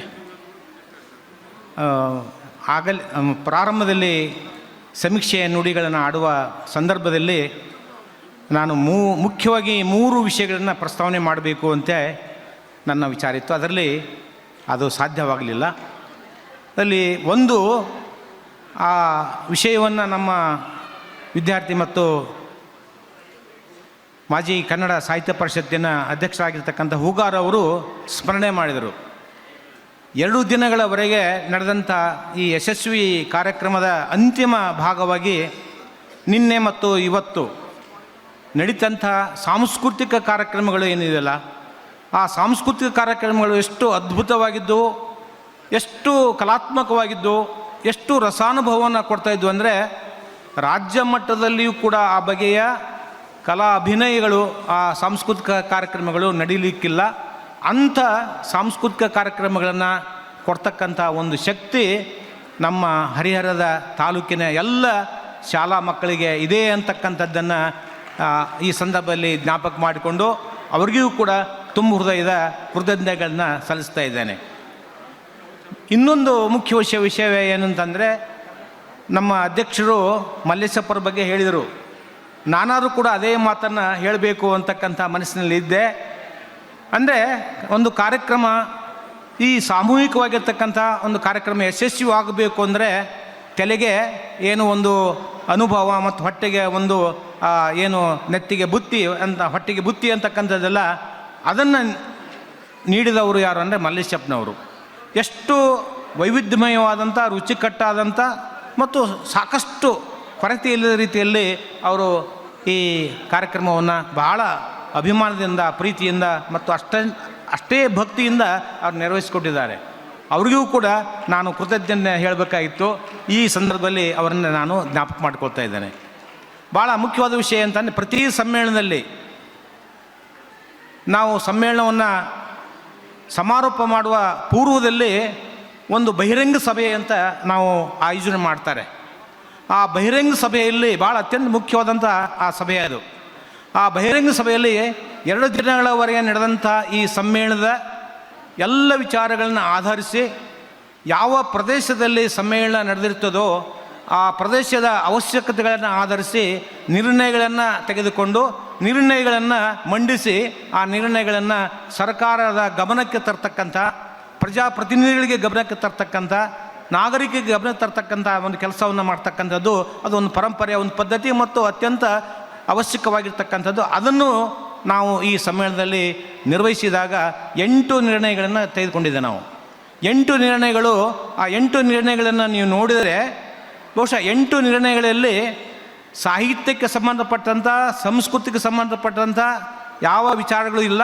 ಆದರೆ ಹರಿಹರ ನಗರಕ್ಕೆ ಪೂರಕವಾಗಿರ್ತಕ್ಕಂಥ, ಅಭಿವೃದ್ಧಿಗೆ ಪೂರಕವಾಗಿರ್ತಕ್ಕಂಥ ಅನೇಕ ವಿಚಾರಗಳು, ನೀರಿನ ಸಮಸ್ಯೆ ಆಗಿರ್ಬೋದು ಅಥವಾ ಒಂದು ಕನ್ನಡ ಭವನ ಆಗಿರ್ಬೋದು, ಈ ರೀತಿಯಾಗಿ ಪೂರಕವಾಗಿರ್ತಕ್ಕಂಥ ನಿರ್ಣಯಗಳನ್ನ ತೆಗೆದುಕೊಂಡು ಆ ನಿರ್ಣಯಗಳನ್ನ ಮಂಡಿಸಿದ್ದು ಅದು ಬಹಳ ಅತ್ಯಂತ ಮುಖ್ಯವಾದಂಥ ಒಂದು ಸಂಗತಿ ಅಂತ ಗಮನಿಸ್ತಾ ಇದ್ದೇನೆ. ಈ ವಿಷಯಗಳನ್ನು ಹೇಳ್ತಾ ನಾನಾದರೂ ಕೂಡ ನನ್ನ ಅಧ್ಯಕ್ಷೀಯ ಭಾಷಣದಲ್ಲಿ ಈ ಎಲ್ಲ ನಿರ್ಣಯಗಳೇನಿಲ್ಲ ಆ ನಿರ್ಣಯಗಳಿಗೆ ಸಂಬಂಧಪಟ್ಟಂಥ ಅನೇಕ ವಿಚಾರಗಳನ್ನ ನಾನು ಪ್ರಸ್ತಾವನೆ ಮಾಡಿದ್ದೇನೆ. ಅದು ನನಗೆ ಅತ್ಯಂತ ಬಹಳ ಖುಷಿ ಕೊಟ್ಟಂಥ ವಿಚಾರ. ಅದು ನಾನು ಏನು ನನ್ನ ಅಧ್ಯಕ್ಷೀಯ ಭಾಷಣದಲ್ಲಿ ಮುದ್ರಿತ ಪ್ರತಿಯನ್ನು ತಾವು ನೋಡಿದರೆ ಗೊತ್ತಾಗುತ್ತೆ. ಅದರಲ್ಲಿ ನಾನು ಏನು ಮಾತಾಡಿದ್ದೇನೆ, ಏನು ಬರೆದಿದ್ದೇನಲ್ಲ, ಆ ಎಲ್ಲ ವಿಚಾರಗಳನ್ನು ಒಳಗೊಂಡಂಥ ನಿರ್ಣಯಗಳು ಇವತ್ತು ನಮ್ಮ ಈ ಸಮ್ಮೇಳನದ ಸಂದರ್ಭದಲ್ಲಿ ತೆಗೆದುಕೊಂಡಂಥ ನಿರ್ಣಯಗಳಿವೆಲ್ಲ ಅದು ನನಗೆ ವೈಯಕ್ತಿಕವಾಗಿ ಒಂದು ಅಭಿಮಾನದ ಮತ್ತು ಹೆಮ್ಮೆಯ ವಿಷಯ ಆಗಿದೆ ಅಂತಕ್ಕಂಥದ್ದನ್ನು ಹೇಳುವ ಮೂಲಕ ಈ ಅವಕಾಶಕ್ಕೆ ಎಲ್ಲರಿಗೂ ಮತ್ತೊಂದು ಸಾರಿ ಧನ್ಯವಾದ ಹೇಳಿ ನಾನು ಮಾತು ಮುಗಿಸ್ತಾ ಇದ್ದೀನಿ. ಮತ್ತೊಮ್ಮೆ ಪ್ರೊಫೆಸರ್ CV ಪಾಟೀಲ್ ಸರ್ ಅವರಿಗೆ ತುಂಬ ಹೃದಯದ ಅಭಿನಂದನೆಗಳನ್ನು ಸಲ್ಲಿಸ್ತಾ, ಈಗ ಈ ಒಂದು ಸಮಾರೋಪ ಸಮಾರಂಭದ ಅಧ್ಯಕ್ಷತೆ ವಹಿಸಿಕೊಡ್ತಕ್ಕಂಥ ಶ್ರೀ ವಾಮದೇವಪ್ಪ ಸರ್ ಅವರು ಈ ಕಾರ್ಯಕ್ರಮವನ್ನು ಉದ್ದೇಶಿಸಿ ಅಧ್ಯಕ್ಷ ನುಡಿಗಳನ್ನು ಆಡಬೇಕು ಅಂತೇಳಿ ವಿನಂತಿಸ್ಕೊಳ್ತಾ ಇದ್ದೀನಿ. ಇದು ಕೊನೆಯ ಭಾಷಣ. ಕಾರಣ ಇಷ್ಟೇ, ಈಗ ಸಾಂಸ್ಕೃತಿಕ ಕಾರ್ಯಕ್ರಮದ ಉದ್ಘಾಟನೆ ಅಧ್ಯಕ್ಷತೆಯನ್ನು ವಹಿಸಿ ಮಾತನಾಡಿಬಿಟ್ಟಿದ್ದಾರೆ. ನಾನೇನು ಮಾತನಾಡುವಂಥದ್ದಿಲ್ಲ. ಆದರೆ ಹರಿಹರ ತಾಲೂಕು, ಹರಿಹರದ ಸುತ್ತಮುತ್ತಲ ಗ್ರಾಮದವರು ಮತ್ತು ದಾವಣಗೆರೆ ಜಿಲ್ಲೆಯವರು, ಅದರಲ್ಲಿ ದಾವಣಗೆರೆ ನಗರದವರು ಅನೇಕ ರೀತಿಯಲ್ಲಿ ನಮಗೆ ಪ್ರೋತ್ಸಾಹದಾಯಕವಾದ ಮಾತುಗಳನ್ನಾಡಿದ್ದಾರೆ, ಸಹಾಯ ಸಹಕಾರವನ್ನು ಕೊಡಲಿಕ್ಕೆ ಮುಂದಾಗಿದ್ದಾರೆ. ಅದರಲ್ಲೂ ಈ ಕಲ್ಯಾಣ ಮಂಟಪದ ಮಾಲೀಕರಾದಂಥ ನಮ್ಮ ಅರುಣ್ ಕುಮಾರ್ ಅವರು ಮತ್ತು ಅವರ ಮನೆತನದವರು ತುಂಬ ಸಹಕಾರವನ್ನು ಮಾಡಿದ್ದಾರೆ. ನಮ್ಮ ಎದುರುಗಡೆ ಇರುವಂಥ ತಳಬಾಳು ಶಾಲೆಯ ಅಧ್ಯಕ್ಷರಾದಂಥ ನಮ್ಮ ಅನಗವಾಡಿ ವೀರೇಶ್ರವರು, ನಾವು ಒಂದು ಮಾತು ಕೇಳಿಕೊಂಡ್ವಿ, ನಿಮ್ಮ ಮಕ್ಕಳನ್ನು ನಮ್ಮ ಧ್ವಜಾರೋಹಣ ಮತ್ತು ಇದಕ್ಕೆ ಕಾರ್ಯಕ್ರಮಗಳಿಗೆ ಕಳಿಸ್ಬೇಕು ಅಂತ ನಮ್ಮ ತಾಲೂಕು ಘಟಕದ ಅಧ್ಯಕ್ಷರು ಮಂಜುನಾಥಯ್ಯ ಅವರು ಕೇಳಿಕೊಂಡಾಗ ಭಾಳ ಸಂತೋಷದಿಂದ ಒಪ್ಪಿ ಧ್ವಜಾರೋಹಣ ಕಾರ್ಯಕ್ರಮಕ್ಕೆ ಅವರ ಅಧ್ಯಕ್ಷರಾಗಿ, ಆ ಶಾಲೆಯ ಅಧ್ಯಕ್ಷರಾಗಿ ಎಲ್ಲ ಸಹಕಾರವನ್ನು ನೀಡಿದ್ದಾರೆ. ವೇದಿಕೆ ಮೇಲೆ ಬಂದಿದ್ದವರೆಲ್ಲರೂ ಸಮಾಜಮುಖಿಗಳ ವಿನಃ ನಾನು ಯಾವುದೇ ರಾಜಕಾರಣಿಗಳು ಅಂತೇಳಿ ನಾನು ಭಾವಿಸ್ಕೊಂಡಿಲ್ಲ. ಇವತ್ತು ನೀತಿ ಸಂಹಿತೆ ಜಾರಿಯಲ್ಲಿ ಇರೋದರಿಂದ ಆ ಎಲ್ಲ ನೀತಿ ಸಂಹಿತೆ ಅಡಿಯಲ್ಲಿಯೇ ನಮ್ಮ ಜಿಲ್ಲಾಧಿಕಾರಿಗಳಿಂದ ಹಿಡಿದು, ನಮ್ಮ ತಾಲೂಕು ದಂಡಾಧಿಕಾರಿಗಳಿಂದ ಹಿಡಿದು, ನಮ್ಮ ಹರಿಹರ ತಾಲೂಕಿನ ಸಹಾಯಕ ಚುನಾವಣಾ ಅಧಿಕಾರಿಗಳಿಂದ ಹಿಡಿದು ಎಲ್ಲರೂ ಕೂಡ ನಮಗೆ ಸಹಕಾರವನ್ನು ಕೊಟ್ಟಿದ್ದಾರೆ. ನಾವು ಅಲ್ಪ ಸ್ವಲ್ಪ ಯಾವುದು ಸ್ಲಿಪ್ ಆಫ್ ದಿ ಟಂಗ್ ಅಂತ ಕರಿತೀವಿ, ಮಾತಿನಿಂದ ಜಾರಿ ಯಾವುದಾದ್ರೂ ಒಂದು ಸಣ್ಣ ಪುಟ್ಟ ಮಾತುಗಳು ಬಂದಿದ್ದರೆ ಅದಕ್ಕೆ ನಮ್ಮ ವಿಷಾದವಿರ್ತದೆ. ದಯಮಾಡಿ ನಮ್ಮ ಚುನಾವಣಾ ಆಯುಕ್ತರು ಮತ್ತು ಎಲ್ಲರೂ ಕೂಡ ಅದನ್ನು ಸಹಕರಿಸಿಕೊಂಡು ಕನ್ನಡ ನಾಡು ನುಡಿಗೆ ಪ್ರತಿಯೊಬ್ಬರು ಕಂಕಣಬದ್ಧರಾಗಿ ಇದನ್ನು ಕಟ್ಟೋಣ, ತೇರನ್ನು ಎಳೆಯೋಣ, ಅರ್ಥಪೂರ್ಣವಾಗಿ ದೇಶದ ಕನ್ನಡಾಂಬೆಯ ಬಾವುಟವನ್ನು ವಿಶ್ವಕ್ಕೆ ತಲುಪಿಸುವಂಥ ಕೆಲಸವನ್ನು ಮಾಡೋಣ ಅಂತೇಳಿ ಏನು 8 ನಿರ್ಣಯಗಳ ಬಗ್ಗೆ ಮೊದಲೆರಡು 3 ನಿರ್ಣಯಗಳು ಸಾಹಿತ್ಯಿಕವಾಗಿ ಮತ್ತು ಶಾಲಾ ಕಾಲೇಜುಗಳ ಅಭಿವೃದ್ಧಿಯ ಪರವಾಗಿಯೇ ಇದ್ದಾವೆ. ವಿಶ್ವ ಕನ್ನಡ ಸಮ್ಮೇಳನ ನಮ್ಮ ದಾವಣಗೆರೆ ಜಿಲ್ಲೆಯಲ್ಲೇ ಆಗಬೇಕು, ಅದಕ್ಕೆ ವಿಶೇಷ ಅಧಿಕಾರಿಯನ್ನು ನೇಮಿಸಬೇಕು ಅನ್ನುವಂಥ ನಿರ್ಣಯವನ್ನು ನಾವು ತೆಗೆದುಕೊಂಡಿದ್ದೇವೆ. ಮತ್ತು ಬಸವಣ್ಣವರ ಬರೀ ಸಾಂಸ್ಕೃತಿಕ ರಾಯಭಾರಿ ಅಂದರೆ ಅಷ್ಟೇ ಸಾಲದು, ಅದನ್ನು ನಾಡಿನಾದ್ಯಂತ ಅವರ ವಿಚಾರಧಾರೆಗಳು ಚರ್ಚೆಗೆ ಒಳಪಡಿಸಬೇಕು ಅನ್ನುವಂಥ ನಿರ್ಣಯವನ್ನು ಕೂಡ ನಾವು ತೆಗೆದುಕೊಂಡಿದ್ದೇವೆ. ಅಂಥ ಎಲ್ಲ ನಿರ್ಣಯಗಳ ಅಡಿಯಲ್ಲಿ ನಮ್ಮ ಪ್ರೊಫೆಸರ್ CV ಪಾಟೀಲ್ರವರು ಅತ್ಯಂತ ಕನ್ನಡದ ವಿದ್ವಾಂಸರು, ಅಂಥ ವಿದ್ವಾಂಸರ ಒಂದು ನೇತೃತ್ವದಲ್ಲಿ ಈ ಸಾಹಿತ್ಯ ಸಮ್ಮೇಳನ ಅತ್ಯಂತ ಅಚ್ಚುಕಟ್ಟಾಗಿ, ಅತ್ಯಂತ ಅರ್ಥಗರ್ಭಿತವಾಗಿ, ಅತ್ಯಂತ ಮನೋಲ್ಲಾಸಗಳಿಂದ ಅನೇಕ ಶಾಲಾ ಕಾಲೇಜುಗಳು ನಾವು ಅವ್ರಿಗೇನನ್ನೂ ಕೊಟ್ಟಿಲ್ಲ, ಆದರೆ ಅವರೆಲ್ಲ ಸಾಂಸ್ಕೃತಿಕ ತಂಡಗಳು ಬಂದು ಎಲ್ಲರ ಮನಸ್ಸನ್ನು ಗೆಲ್ಲುವಂಥ ಸಾಂಸ್ಕೃತಿಕ ಕಾರ್ಯಕ್ರಮಗಳನ್ನು ಕೊಟ್ಟಿದ್ದಾರೆ. ಮತ್ತು ನಮ್ಮ ಹರಿಹರ ತಾಲೂಕು ಘಟಕ ಅಧ್ಯಕ್ಷರಾದಂಥ ಮಂಜುನಾಥಯ್ಯವರು, ಮತ್ತು ಕಾರ್ಯದರ್ಶಿಗಳಾದಂಥ ರೇವಣ್ಣ ನಾಯಕ್ ಅವರು, ಮತ್ತು ಕಂಚಿಕೆರೆ ನಮ್ಮ ಚಿದಾನಂದ್ ಅವರು ಮತ್ತು ಅವ್ರ ತಂಡ, ಅವರೆಲ್ಲರ ಹೆಸರನ್ನು ಹೇಳಲಿಕ್ಕೆ ಹೋಗಲ್ಲ, ಅವರೆಲ್ಲರ ತಂಡ ಭಾಳ ಉತ್ಕೃಷ್ಟವಾಗಿ ಕಾರ್ಯವನ್ನು ನಿರ್ವಹಿಸಿದೆ ಅಂತ. ಇವತ್ತು ಸುಮಾರು 15 ದಿನದಿಂದ ಅವರು ಮನೆ ಮಠ ಅವೆಲ್ಲ ಬಿಟ್ಟು ಈ ಯಶಸ್ವಿಗೆ ದುಡಿದಿದ್ದಾರೆ. ನಮ್ಮ ಜಿಲ್ಲಾ ಘಟಕದ ಕಾರ್ಯದರ್ಶಿಗಳು, ಖಜಾಂಚಿಗಳು ಮತ್ತು ಎಲ್ಲ ಪದಾಧಿಕಾರಿಗಳು ನನ್ನ ಜೊತೆಗೆ ಸೇರಿಕೊಂಡು ಅತ್ಯಂತ ಯಶಸ್ವಿಯಾಗಿ ರಥವನ್ನು ಎಳೆದಿದೆ. ನಮ್ಮ ಕೇಂದ್ರ ಕನ್ನಡ ಸಾಹಿತ್ಯ ಪರಿಷತ್ನ ಮಹೇಶ್ ಜೋಶಿಯವರು ಮತ್ತು ಅಲ್ಲಿನ ಎಲ್ಲ ಕಾರ್ಯಕಾರಿ ಸಮಿತಿಯ ಸದಸ್ಯರು ನನ್ನ ಜೊತೆಗೆ ಸದಾ ಒಡನಾಟವನ್ನು ಇಟ್ಕೊಂಡು ಬರಬೇಕಾಗಿತ್ತು. ಅವರು ಮತ್ತೆ ಬೇರೆ ಕಾರ್ಯಕ್ರಮಗಳು ಬಿದ್ದಿದ್ದರಿಂದ ಬರಲಿಕ್ಕೆ ಆಗಲಿಲ್ಲ. ಅವರಿಗೂ ಕೂಡ ನಾನು ಅತ್ಯಂತ ಸ್ಮರಣೀಯವಾಗಿ ಗೌರವವನ್ನು ಸಲ್ಲಿಸ್ತಾ ಮತ್ತೊಮ್ಮೆ ಹರಿಹರ ನಗರದ ಮತ್ತು ಹರಿಹರ ತಾಲೂಕಿನ ಮತ್ತು ಜಿಲ್ಲೆಯ ಸಮಸ್ತ ಕನ್ನಡಿಗರಿಗೆ ಕನ್ನಡ ತಾಯಿ ಭುವನೇಶ್ವರಿಯ ಆಶೀರ್ವಾದ ಇರಲಿ ಅಂತ ಪ್ರಾರ್ಥಿಸ್ತಾ ಈ ಕೊನೆಯ ಅಧ್ಯಕ್ಷೀಯ ನುಡಿಗಳನ್ನು ಮುಕ್ತಾಯಗೊಳಿಸ್ತೇನೆ. ಎಲ್ಲರಿಗೂ ನಮಸ್ಕಾರ. ಜೈ ಭುವನೇಶ್ವರಿ. ನೆಂದು ಎದೆ ತಟ್ಟಿ ಹೇಳು ನಾ ಭಾರತೀಯನೆಂದು, ಗರ್ವದಿಂದ ಹೇಳು ನಾ ಕನ್ನಡಿಗನೆಂದು, ಗರ್ವದಿಂದ ಬಾಳು ನಾ ಕನ್ನಡಿಗನೆಂದು. 1000 ಭಾಷೆ ನಾಲಿಗೆಯಲ್ಲಿರಲಿ, 1000 ಭಾಷೆ ನಾಲಿಗೆಯಲ್ಲಿರಲಿ, ಕನ್ನಡ ಭಾಷೆ ಸದಾ ಹೃದಯದಲ್ಲಿರಲಿ, ಕನ್ನಡ ಭಾಷೆ ಸದಾ ಹೃದಯದಲ್ಲಿರಲಿ ಎಂಬ ಒಂದು ಕನ್ನಡದ ಅಭಿಮಾನವನ್ನು ನಾವೆಲ್ಲರೂ ಕೂಡ ಹೊಂದೋಣ ಅನ್ನುವಂತಹ ತಮ್ಮ ಅಧ್ಯಕ್ಷೀಯ ನುಡಿಗಳನ್ನು ಆಡಿದಂತಹ ಶ್ರೀ ವಾಮದೇವಪ್ಪ ಸರ್ ಅವರು, ಅಧ್ಯಕ್ಷರು, ಜಿಲ್ಲಾ ಕನ್ನಡ ಸಾಹಿತ್ಯ ಪರಿಷತ್ ಅವರಿಗೆ ತುಂಬ ಹೃದಯದ ಅಭಿನಂದನೆಗಳನ್ನು ಸಲ್ಲಿಸ್ತಾ ಇದ್ದೀನಿ. ಈಗ ಈ ಕಾರ್ಯಕ್ರಮದ ಕೊನೆಯ ಹಂತ ವಂದನಾರ್ಪಣೆ. ಈ ವಂದನಾರ್ಪಣೆ ಕಾರ್ಯಕ್ರಮವನ್ನು ನೆರವೇರಿಸ್ಕೊಡ್ಬೇಕು ಅಂತೇಳಿ ಚಿದಾನಂದ್ ಎಂ ಕಂಚಕೇರಿ ಸರ್ ಅವರಲ್ಲಿ ವಿನಂತಿಸ್ಕೊಳ್ತಾ ಇದ್ದೇನೆ. ಜಿಲ್ಲಾ ಅಧ್ಯಕ್ಷರಾದಂಥ ವಾಮದೇವಪ್ಪ ಸರ್ ಅವರ ಧರ್ಮಪತ್ನಿಯಾದಂಥ ಕಮಲಮ್ಮನವರು ವೇದಿಕೆಗೆ ಆಗಮಿಸಬೇಕಂತ ವಿನಂತಿ ಮಾಡ್ಕೊಳ್ತಾ ಇದ್ದೀವಿ. ಜಿಲ್ಲಾ ಕನ್ನಡ ಸಾಹಿತ್ಯ ಪರಿಷತ್ತಿನ ಅಧ್ಯಕ್ಷರಾದಂಥ ಶ್ರೀ ವಾಮದೇವಪ್ಪ ಸರ್ವರಿಗೂ ಈ ಎಲ್ಲ ಕಾರ್ಯಕ್ರಮಗಳು ಸಶಸ್ತ್ರವಾಗಿ ನಡೆಯಲು ಸಹಕಾರ ನೀಡಿದಂಥ ಅವರಿಗೆ ಈ ಕನ್ನಡ ಸಾಹಿತ್ಯ ಪರಿಷತ್ತಿನ ವತಿಯಿಂದ ತುಂಬ ಹೃದಯದ ಧನ್ಯವಾದಗಳನ್ನು ಅರ್ಪಿಸ್ತಾ ಇದ್ದೇವೆ. ಕನ್ನಡವೇ ನಿತ್ಯ. ಒಂದು ಜೋರಾದ ಚಪ್ಪಾಳೆಯೊಂದಿಗೆ ನಮ್ಮ ವಾಮದೇವಪ್ಪ ದಂಪತಿಗಳನ್ನು ಅಭಿನಂದಿಸಬೇಕು.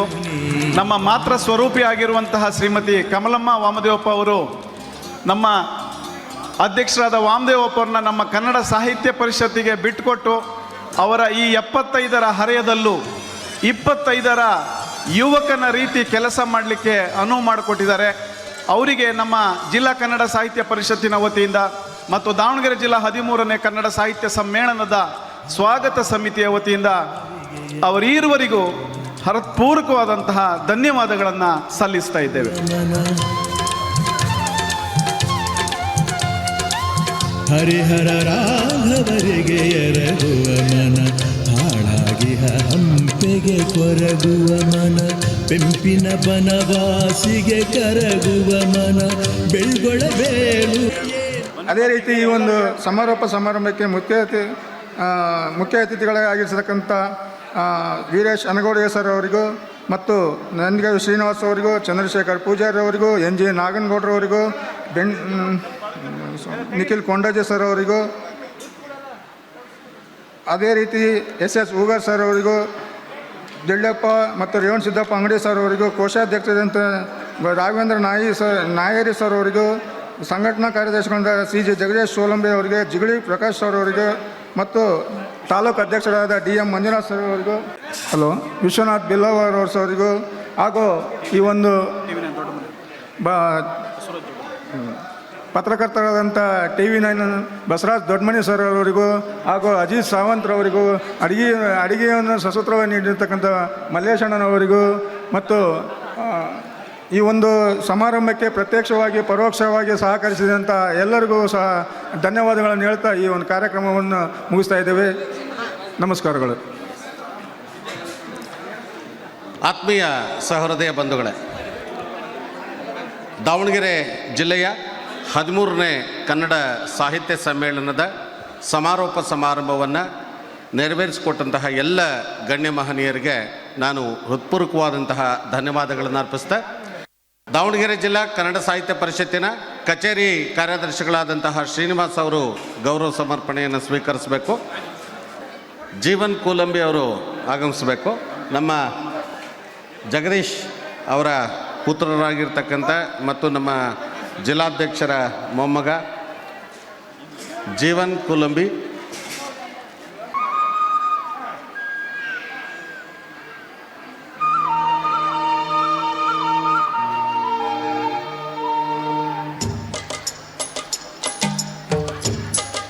ಧನ್ಯವಾದ.